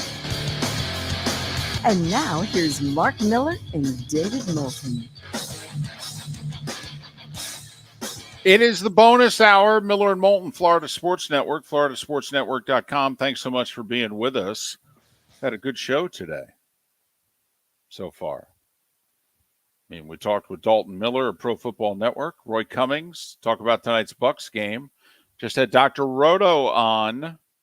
I know a lot of people are down on their fantasy team. You know, it's like the NFC, folks. Somebody's got to win, make the playoffs. I mean, why can't it be you? Doesn't take much to turn this thing around. Come on now. Think it's your time, and that all your friends you're competing against, that they're still going to suck. And you're going to be the one that finds a little magic here in the second half of the season. That's all. Keep the faith. Don't worry. It's kind of like Bucs fans tonight. Keep the faith. Packers fans. Keep the faith. Little tougher for Packer fan to keep the faith heading into Buffalo, whereas tomorrow morning we'll see if Buck fans has kept the faith because they have a tough one. Baltimore tonight. And Baltimore, who can run the football a little bit with their quarterback. And Tampa, who the last couple of weeks has have a lot of difficulty stopping the run against bad football teams. The interior of both lines. We've focused on the offensive line all year because of what happened in the offseason and the early part of the preseason. But the interior of the defensive line is just as bad right now. Lamar hasn't necessarily been running it as much. Does he go back to running it a little bit more tonight since Tampa has struggled so much in defending the run lately? Mark, it was just, 3 weeks ago? We did the, Tom Brady has not lost 3 in a row in 20 years. Well, guess what, Mark? Tom Brady has not lost 3 in a row in 20 years. And he's lost 2 in a row heading into tonight. Therefore, do we pick the Bucs because Tom Brady does not lose 3 in a row? Just waiting you to finish that with, can I have, please? You were something before electricity, honey. Hoo-ah. So what do the Bucs come up with tonight? An offense that has been predictable, easy to defend, and hell, we're making announcers pick plays easier than Romo did a few years ago. Julio's a game-time decision. Keem Hicks is a game-time decision. Hideki on the offensive line is out. Cameron Brate's out. Russell Gage is out. In the defensive secondary, Winfield, Murphy Bunting, Davis, out. The Ravens are much healthier for this game than are the Bucs. I mean, they've got some key guys on the injured list. Dobbins went back on it, oh, by the way. I don't know. I know why players want to come back as soon as humanly possible. They're all terrified of losing their job. I get it. I mean, those of us in rank and file everyday life, many of us return to work sooner than expected. Why? We're worried about losing our jobs if we're out too long. I get it. But Mark, if I ran a team, guys would miss one more game than they think they should miss. How many players race back from an injury, particularly an off-season surgery, and come back too soon, re-injure, and then miss significant time? Case in point, Godwin for the Bucs. It was Dobbins for the him. Ravens. It was imperative for him to get back for that Right. first game. Oh my God, the ACL. We've got to get back for week 1 because that is the most important game that's ever been played. And he gets banged up and misses 3 more games and hasn't really been right since. Right. I mean, no offense, guys. I'm thinking big picture. I mean, for as much as we pound Major League Baseball teams for babying their pitchers, and that's a whole separate argument because you can make the case, okay, that baby them doesn't matter either, okay? But, once you get to a certain point, or nope, we're going to shut you down. We're going to put you on the 10-day injured list. You think you're ready to go. No, we're going to sit you down for 2 starts. We're going to make sure that you're right when you come back. We got a 6-month season here, 162 games. It no big deal. To me, I would say the same thing if I was running a football team. You think you're ready to go? You did the test. Looks like you're ready to go. Okay, next week then. Well, what about this week? Next week. You're in the lineup next week. It amazes me. It does. And I know some guys walk right off the injured list and pick up where they left off. But, man, it just seems nowadays, Mark, as if guys coming back and an hour and a half later, they're out 4 to 6. Well, and you saw the other side of this. You saw Vrabel after that game with Tennessee, and you've now seen the locker room shots and the tunnel shot there of him embracing the center and Jones and just gushing over the fact that this guy finished a game that probably had no business finishing a game. Well, I mean, the scene in the Detroit locker room for the one game that they won this year when Dan Campbell threw a game ball to the career reserve lineman who got one of his only starts in a 7-year career, and he played a position he literally had never played before and played the whole game and gutted it out and did a solid job. And he threw him a game ball, and the room went crazy, kind of like when the walk-on gets a scholarship. All right. And this grown man was fighting back tears. And so we get it, and guys play hurt all the time. It just seems, though, as if, Dobbins had to come back the first minute possible from that knee surgery. Godwin had to come back the first minute possible. Why? It's a 17-game season. I mean, no offense. Both of you think you're playoff teams. What's more important? Post-Thanksgiving or pre-Thanksgiving? Come on. What are we doing? I don't get it. I don't know why the NFL teams, and they're probably as guilty as the player. They seem to want him back an hour before the player wants to come back. Come on, he's not 100%. It's actually probably more simple than we're making it. There are only so many spots on these rosters. And you would say it all the time. Most important ability is availability. Got to be healthy enough. It's not just healthy enough to play. It's healthy enough to stay playing. This isn't January. This isn't, hey, you got 2 quarters in you? Can you give me 50 snaps today? Because first of all, we don't know if we're playing tomorrow. And we got really few games left. You got 50 snaps in you? If you got 50 snaps in you, you're playing. Yeah, coach, I can give you 50 snaps. Okay. Yeah, it's the 3rd week of January. It's the second round of the playoffs. It's week 1 against Dallas. It's week 5 against Cincinnati. What are we doing? All right, I digress. Bucs tonight, Ravens. Man, the money's I don't get scared by the money very often, and goodness knows, I can blow picks betting into the money, betting with the money, you name it. I'm inclined, me, Mark, this time of year, I like home teams on Thursday night. You know me, the desperation factor. There's no way the Ravens have the sense of urgency that the Bucs have right now. It's just a matter of what do the Bucs have more, okay? Urgency or dysfunction? Well, or injuries. All of them are apart tonight. I've got to think that defense was so embarrassed by the performance that they gave a week ago that you're going to see the Tampa Bay run defense play lights out compared to what they did a week ago. I don't know how those linebackers can play worse than they did a week ago. I don't, David. This is, you say it a lot on this show. There are times in which you have to just be a professional. And tonight is one of those nights for the Bucs. I like Tampa in this game because I think the defense is going to play unbelievably better than they did a week ago, and that's why I'm taking the Bucs. We gave up about 180 rushing yards to the Carolina Panthers, for goodness sakes, with no Christian McCaffrey and no real threat at quarterback.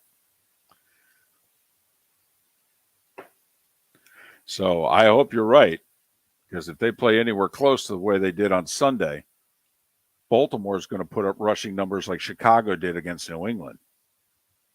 By the way, I think the final number was 247 Monday night. 247. What is this, Oklahoma, Nebraska in the 80s in the Big 8? Man.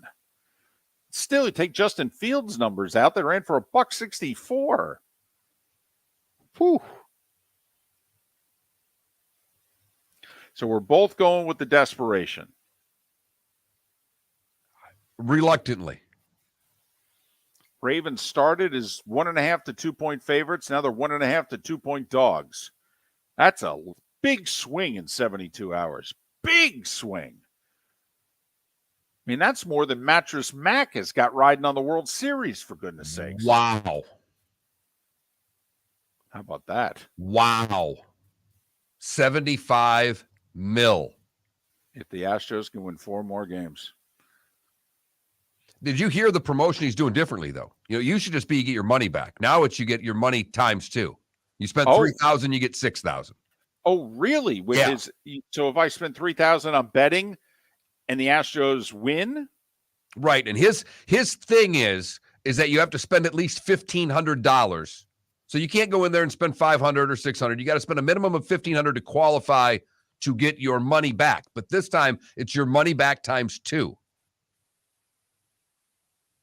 So help me out here. I go and buy $1,500 worth of betting. The Astros win the World Series. I make $1,500 for buying that betting. How does he make money? Well, first off, markups on mattresses, I think, are a little higher than we all might know. I got you. But secondly, he's going to make $75 million betting the game. Well, I understand, but I meant the business, not his little side gig. Don't think he cares. Well, obviously he doesn't. He's flying his private jet all over to make these bets. The mattress business is good, David. Okay. The best bet he made. Remember when he got in his car and he drove from Houston over the border into Louisiana? He was not even a mile into the border. And they took video of him on the side of the road making the mobile bet for 7 figures in Louisiana.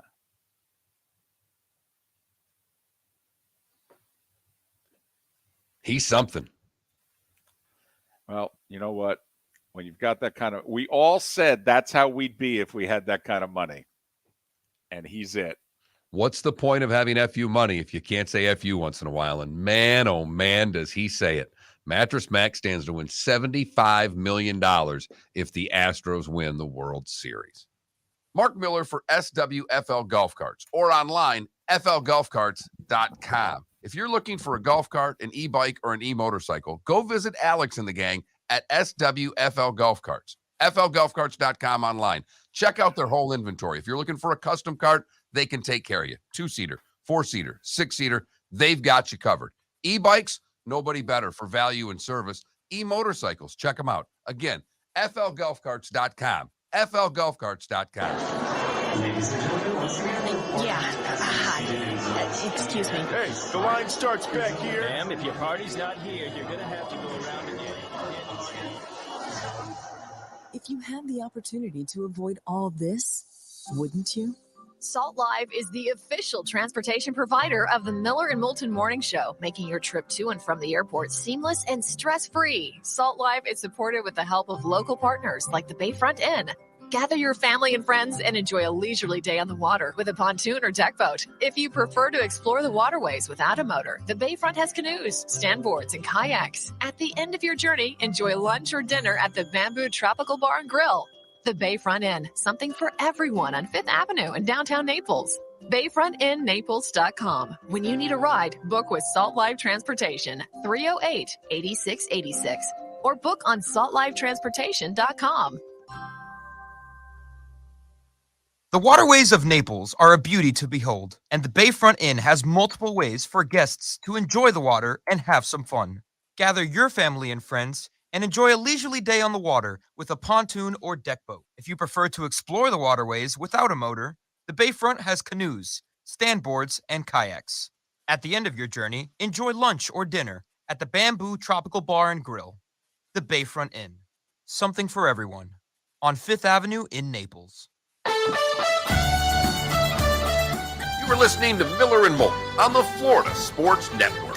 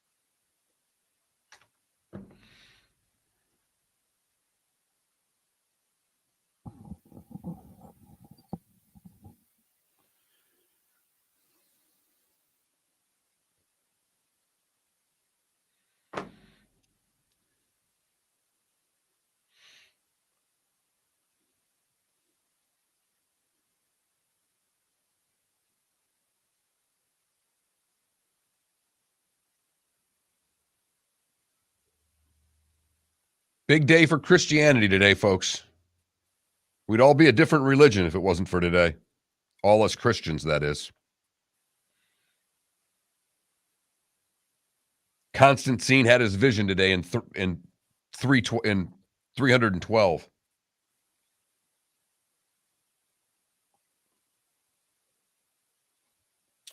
Okay.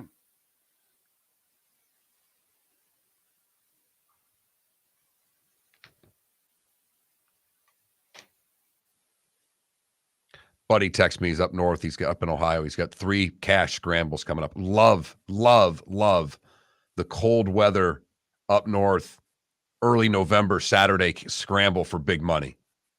Because you don't know what you're getting into. It could be 35 and rain. Could be 60 and sunny.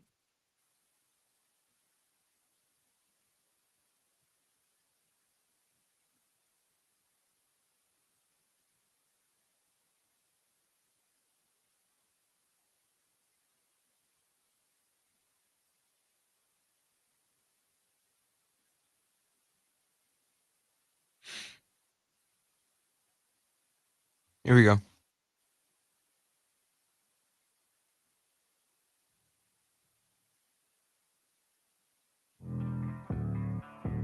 Thanks for listening. And now, more of Miller and Moulton on the Florida Sports Network.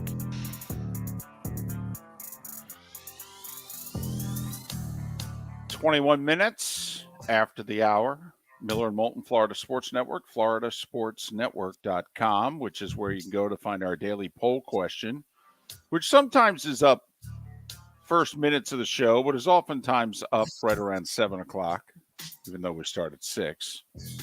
Let's face it, it takes us a little while to get going. 6 o'clock hour is kind of like our morning coffee.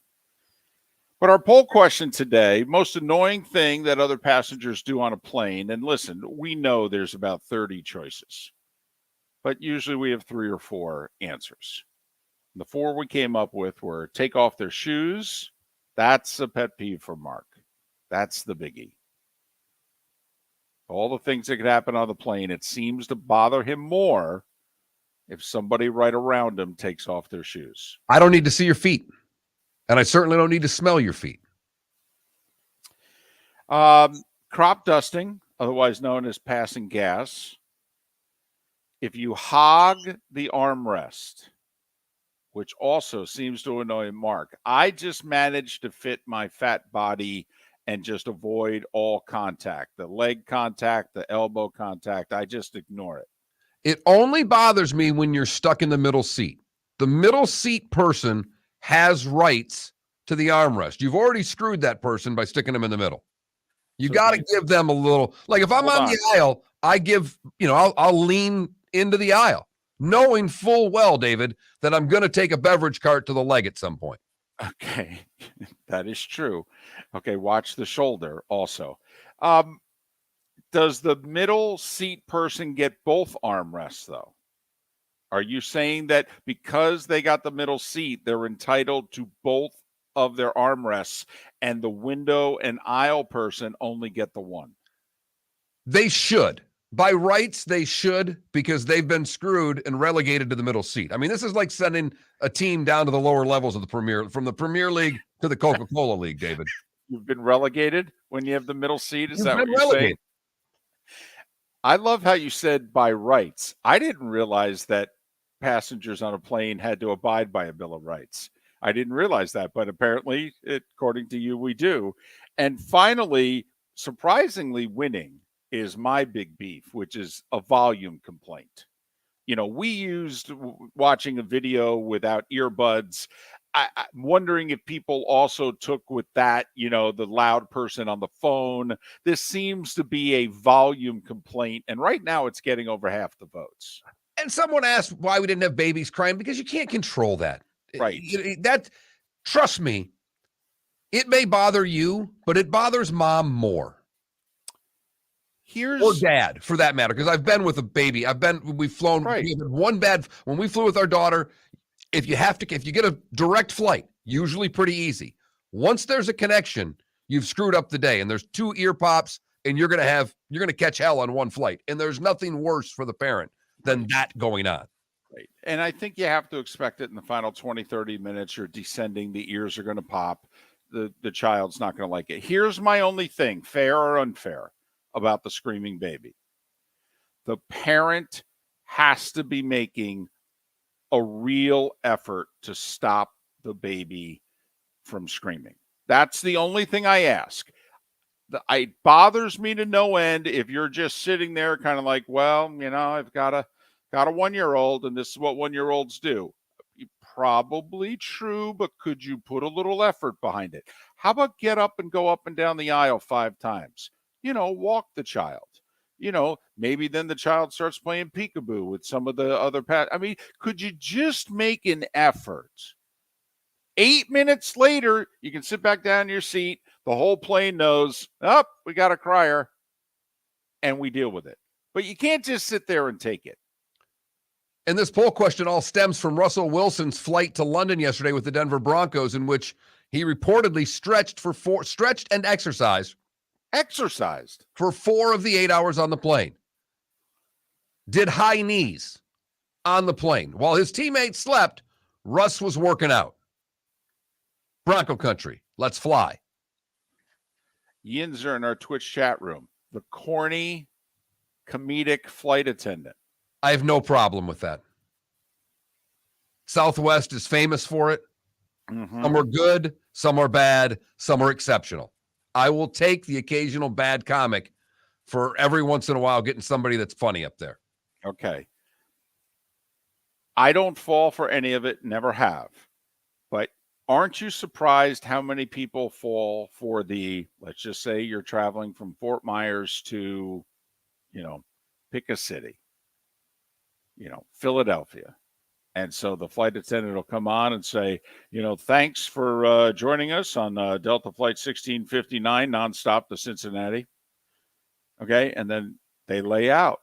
And sure enough, half the passengers start murmuring and, what? I thought we were going to Philadelphia. What? And people start checking their thing. I know, we're going to Philadelphia. Ha, ha, ha, ha, ha. Okay, that's the warm-up joke that could be left out.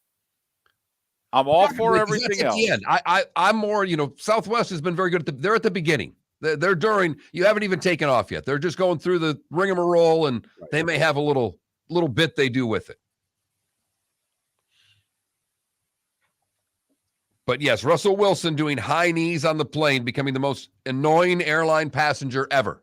And that was on a private plane.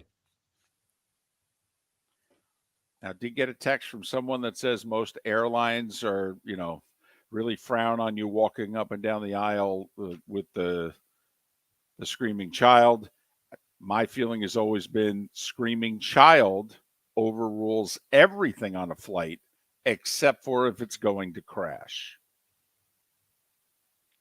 Totally. At some point, you get up with the kid and you walk around. I'm with you. Because the other thing is, like when you crop dust on a plane, how many rows does that affect? Normally. Oh, that depends. You could definitely take out 6 to 8 if you're really good. Okay. All right. And that's true. And everybody's got the air up and the whole deal. And it's possible. It's possible to do that. But a screaming child, it's not like that noise only goes 6, 8 rows. No, it's a minimum of 20 that it's really affecting. It doesn't mean the whole plane can't hear it. Right. But there's 10 rows in each direction that have had to stop doing what they're doing because of the screaming baby. Right. So, that's the other thing as to how many certain of these violations affect. Like the person who was behind me 3 weeks ago on the flight and didn't have the headphones or the earphones or what have you, and was watching a movie very loudly. I gave a flight attendant a chance, Mark. I did. And, I'm on the aisle, so I could and just tap them and go, can we get them something? I said, I've got stuff that I could give them. I go, they could have it if they want. Okay. No. Actually, no. Mm-mm. No, their seat, their space, their noise. It has to be confined to that area. They need the cone of silence. Yeah, totally. So then, well, okay. I mean, it's like the person on the phone talking very loudly on the plane right when it lands. I start right at them talking louder. Yes, we're going to be picked up at 4:30. 4:30. Make sure you're there. Do you get looks from people of encouragement, or do you get looks from people of disgust, or both? Very little disgust I have gotten on the planes. People actually say, I don't have the guts to do that, or but I appreciate you doing that. You nipped that in the bud, and I really appreciate it. No, somebody's got to be the jerk. I'm fine, and I'll do it. Ladies and gentlemen. Yep, I'll do it. I will do it. You want the person who shouldn't be in the handicap spot to move from the handicap spot? Send me out into the parking lot. I'll get them out. So if you were on the plane next to Russell Wilson, would you have tackled him or started doing calisthenics with him to mock him? I would have been 3 minutes in. What are you doing? Sit your down. Okay. Go to the front of the plane. Let's see if the head coach can handle this. I'm telling you right now, Rush, you come back down this aisle, you're going to go on the injured list again. Are a beauty to behold, and the Bayfront Inn has multiple ways for guests to enjoy the water and have some fun. Gather your family and friends and enjoy a leisurely day on the water with a pontoon or deck boat. If you prefer to explore the waterways without a motor, the Bayfront has canoes, standboards, and kayaks. At the end of your journey, enjoy lunch or dinner at the Bamboo Tropical Bar and Grill. The Bayfront Inn. Something for everyone. On 5th Avenue in Naples. Mark Miller for SWFL Golf Carts, or online, flgolfcarts.com. If you're looking for a golf cart, an e-bike, or an e-motorcycle, go visit Alex and the gang at SWFL Golf Carts. flgolfcarts.com online. Check out their whole inventory. If you're looking for a custom cart, they can take care of you. 2-seater, 4-seater, 6-seater, they've got you covered. E-bikes, nobody better for value and service. E-motorcycles, check them out. Again, flgolfcarts.com. flgolfcarts.com. Ladies and gentlemen, once again. Yeah. Hi. Excuse me. Hey, the line starts back here. Ma'am, if your party's not here, you're going to have to go around again. If you had the opportunity to avoid all this, wouldn't you? Salt Live is the official transportation provider of the Miller and Moulton Morning Show, making your trip to and from the airport seamless and stress-free. Salt Live is supported with the help of local partners like the Bayfront Inn. Gather your family and friends and enjoy a leisurely day on the water with a pontoon or deck boat. If you prefer to explore the waterways without a motor, the Bayfront has canoes, standboards, and kayaks. At the end of your journey, enjoy lunch or dinner at the Bamboo Tropical Bar and Grill. The Bayfront Inn, something for everyone on 5th Avenue in downtown Naples. BayfrontInNaples.com. When you need a ride, book with Salt Live Transportation, 308-8686, or book on saltlivetransportation.com.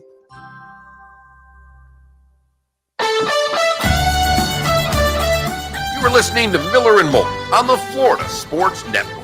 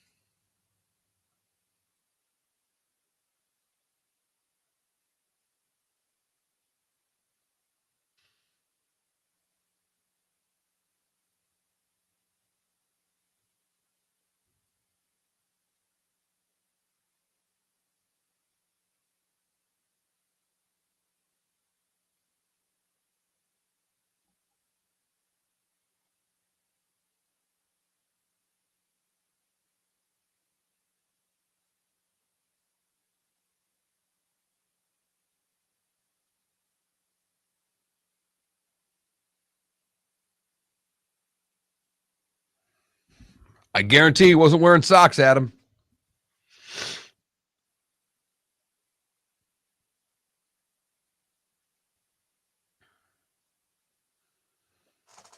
Who puts pickles in beer, Buried?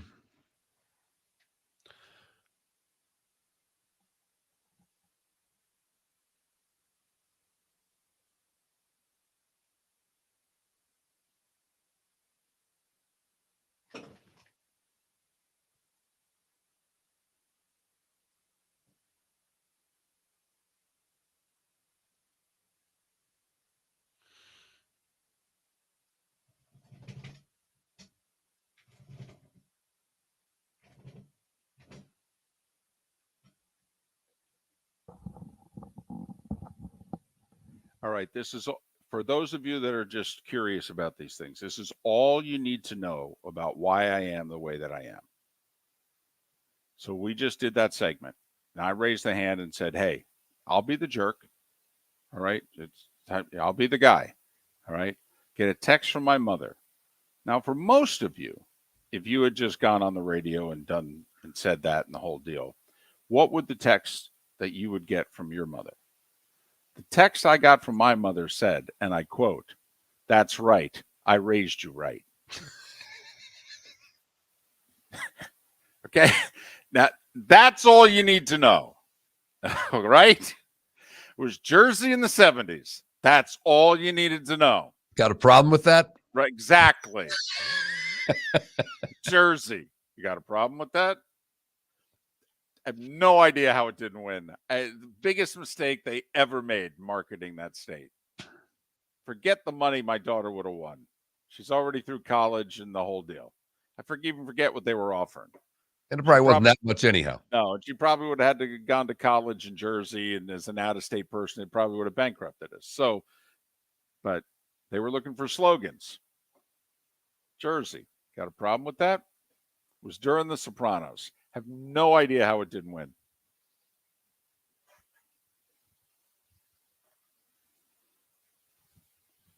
I mean, think they could have gotten how many people? I mean, Sinatra was dead already, but I mean, think of the people that they could have gotten to do those ads. Ending it with Gandolfini and other guys from the show going, Jersey. You got a problem with that? Seriously. Ball game over.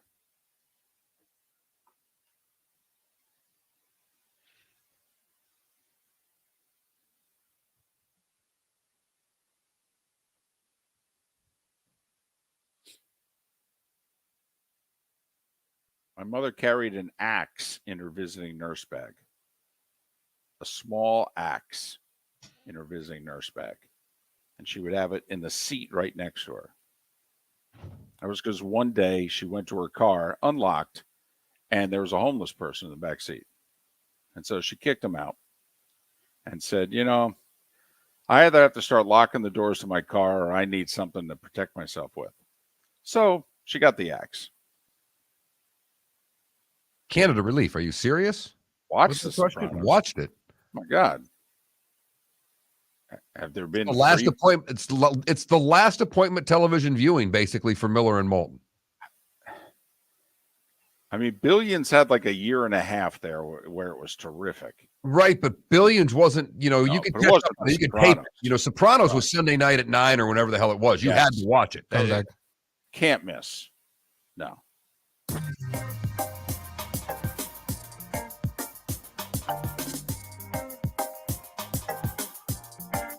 Welcome back to Miller and Moulton, only on the Florida Sports Network.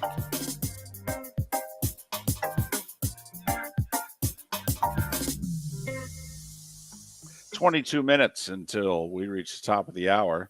We're done 17 minutes from now. Miller and Moulton, the Florida Sports Network, floridasportsnetwork.com. Thursday night football tonight. And it actually involves a team that many of you have some interest in, one way or the other. Brady and the Bucs. Never mind Lamar and the Ravens. This is not a bad Thursday night. This is a really solid football game. Yeah. Bucs are 1.5 to 2 point favorite. Don't know how that happened. They were 1.5 to 2 point dog just 3 days ago. I mean, I'm already ready, fired up for my nap today, so I can take in all of this football game. That's how fired up I am for it, David. You get ready. Also, games 1 and 2 of the World Series Friday, Saturday. Got a couple of college football games this weekend that are somewhat entertaining. Does anybody think Florida's got anything for Georgia? Anything like, are we going to get a game?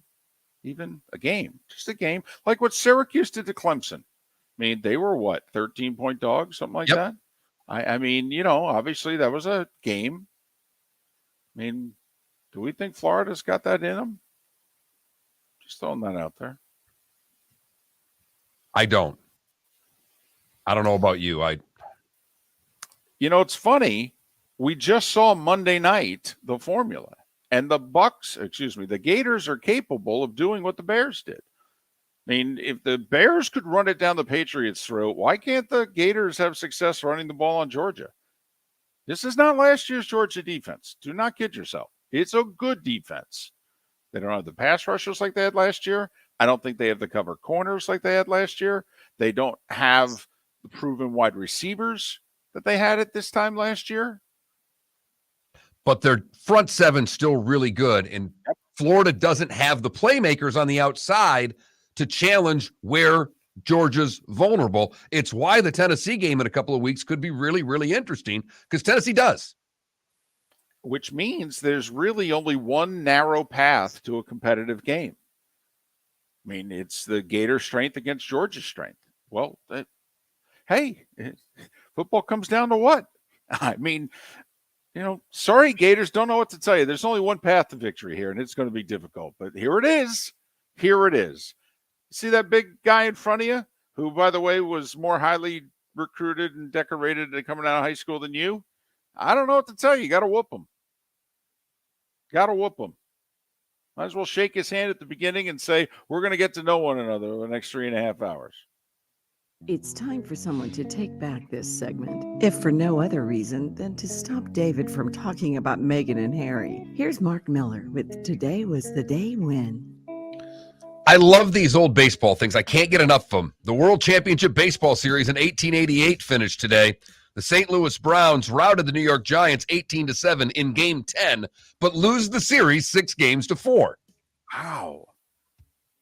First off, they did something that they would never do now. I mean, the series was already over. They wouldn't play Game 10. Right. I love the fact they played it. Exactly. That's the best part of this.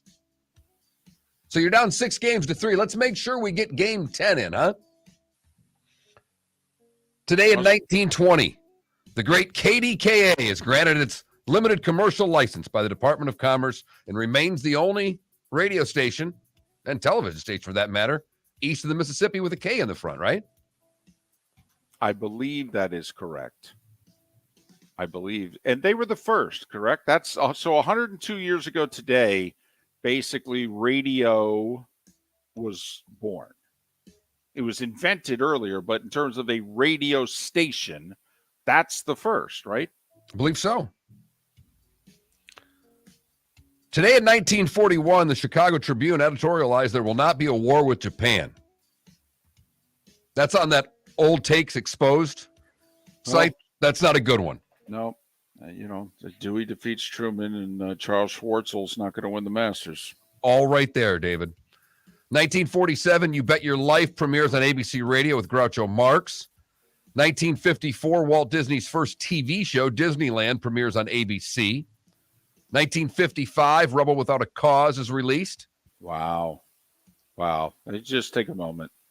That movie, that holds up. I've never seen it. Oh, my goodness. Oh, wow. Black and white movies I have not seen. Go see it. Date night? Oh. I'm asking. What? Rebel Without a Cause?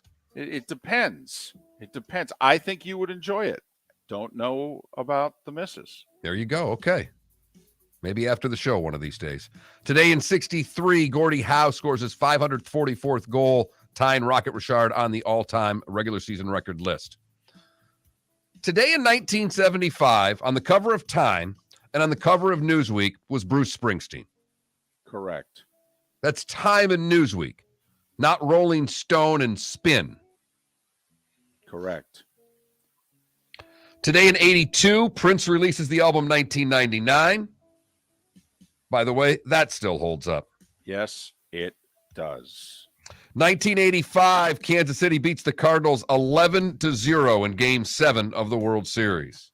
The day after Denkinger blew the call at first and Joaquin Andahar got ejected in like the third inning, arguing balls and strikes.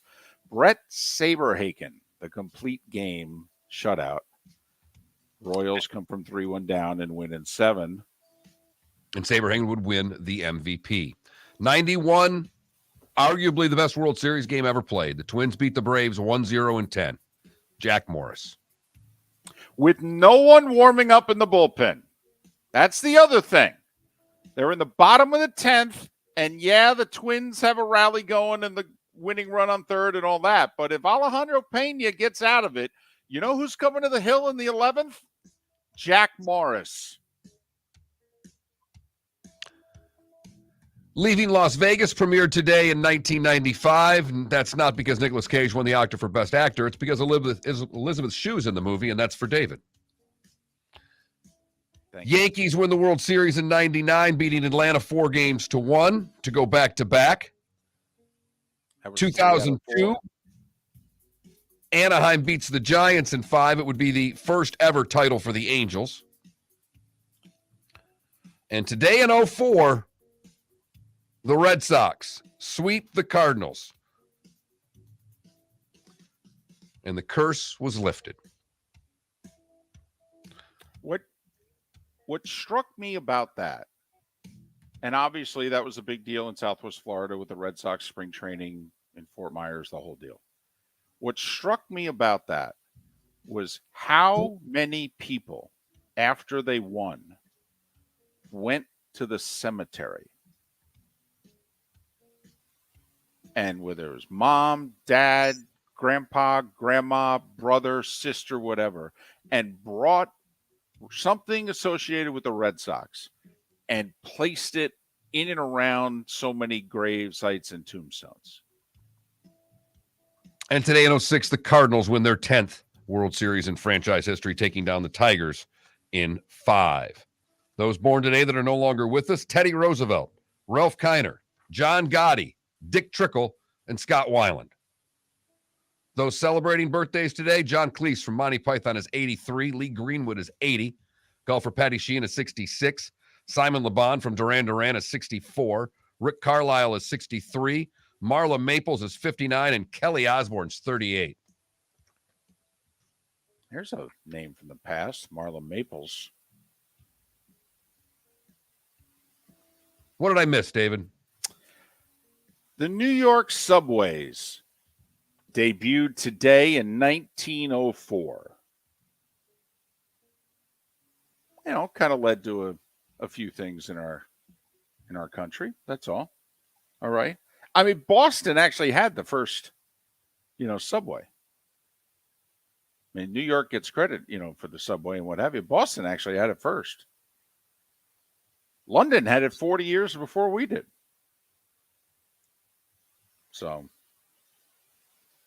that's about it, man. I mean, the Red Sox, to me, that believe it or not a Red Sox fan, not having necessarily rooting interest, but the whole, I want everybody to have a parade once in their lifetime. I mean, I remember being riveted to those playoffs, 03, 04. I mean, in 03, we nearly had Red Sox Cubs in the World Series, and then Red Sox come from 3-0 down against the Yankees. Then they go on to sweep the Cardinals, shilling the bloody sock. I remember where I was when the Red Sox won that World Series. Just think about how big baseball was a generation ago, how big that was. Those games were getting 25 ratings. 25. You know what the World Series is going to get this year? A 6, an 8. The World Series won't rank as one of the top 100 television programs of the year. Not one World Series game will. 75 football games will. No. Right. 75 NFL games will. 5 or 6 college games will. Baseball will not. In fact, they released the list from last year, and not an NBA game, NHL game, Major League Baseball game made the top 100.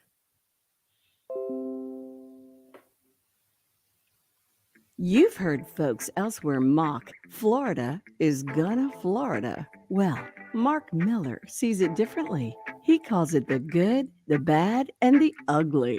What you got, Mark? Well, in a competition that I think David would love, Matthew Concepcion won out of 1,000 participants from 32 states, capturing 28 Burmese pythons during the 10-day competition in Florida, and was awarded the $10,000 grand prize. If he's looking for a partner next year, do you want me to sign you up, David? Absolutely. We go to Des Moines for the bad, where Iowa officials who initially reported a mountain lion sighting have since backed off and said it was a house cat.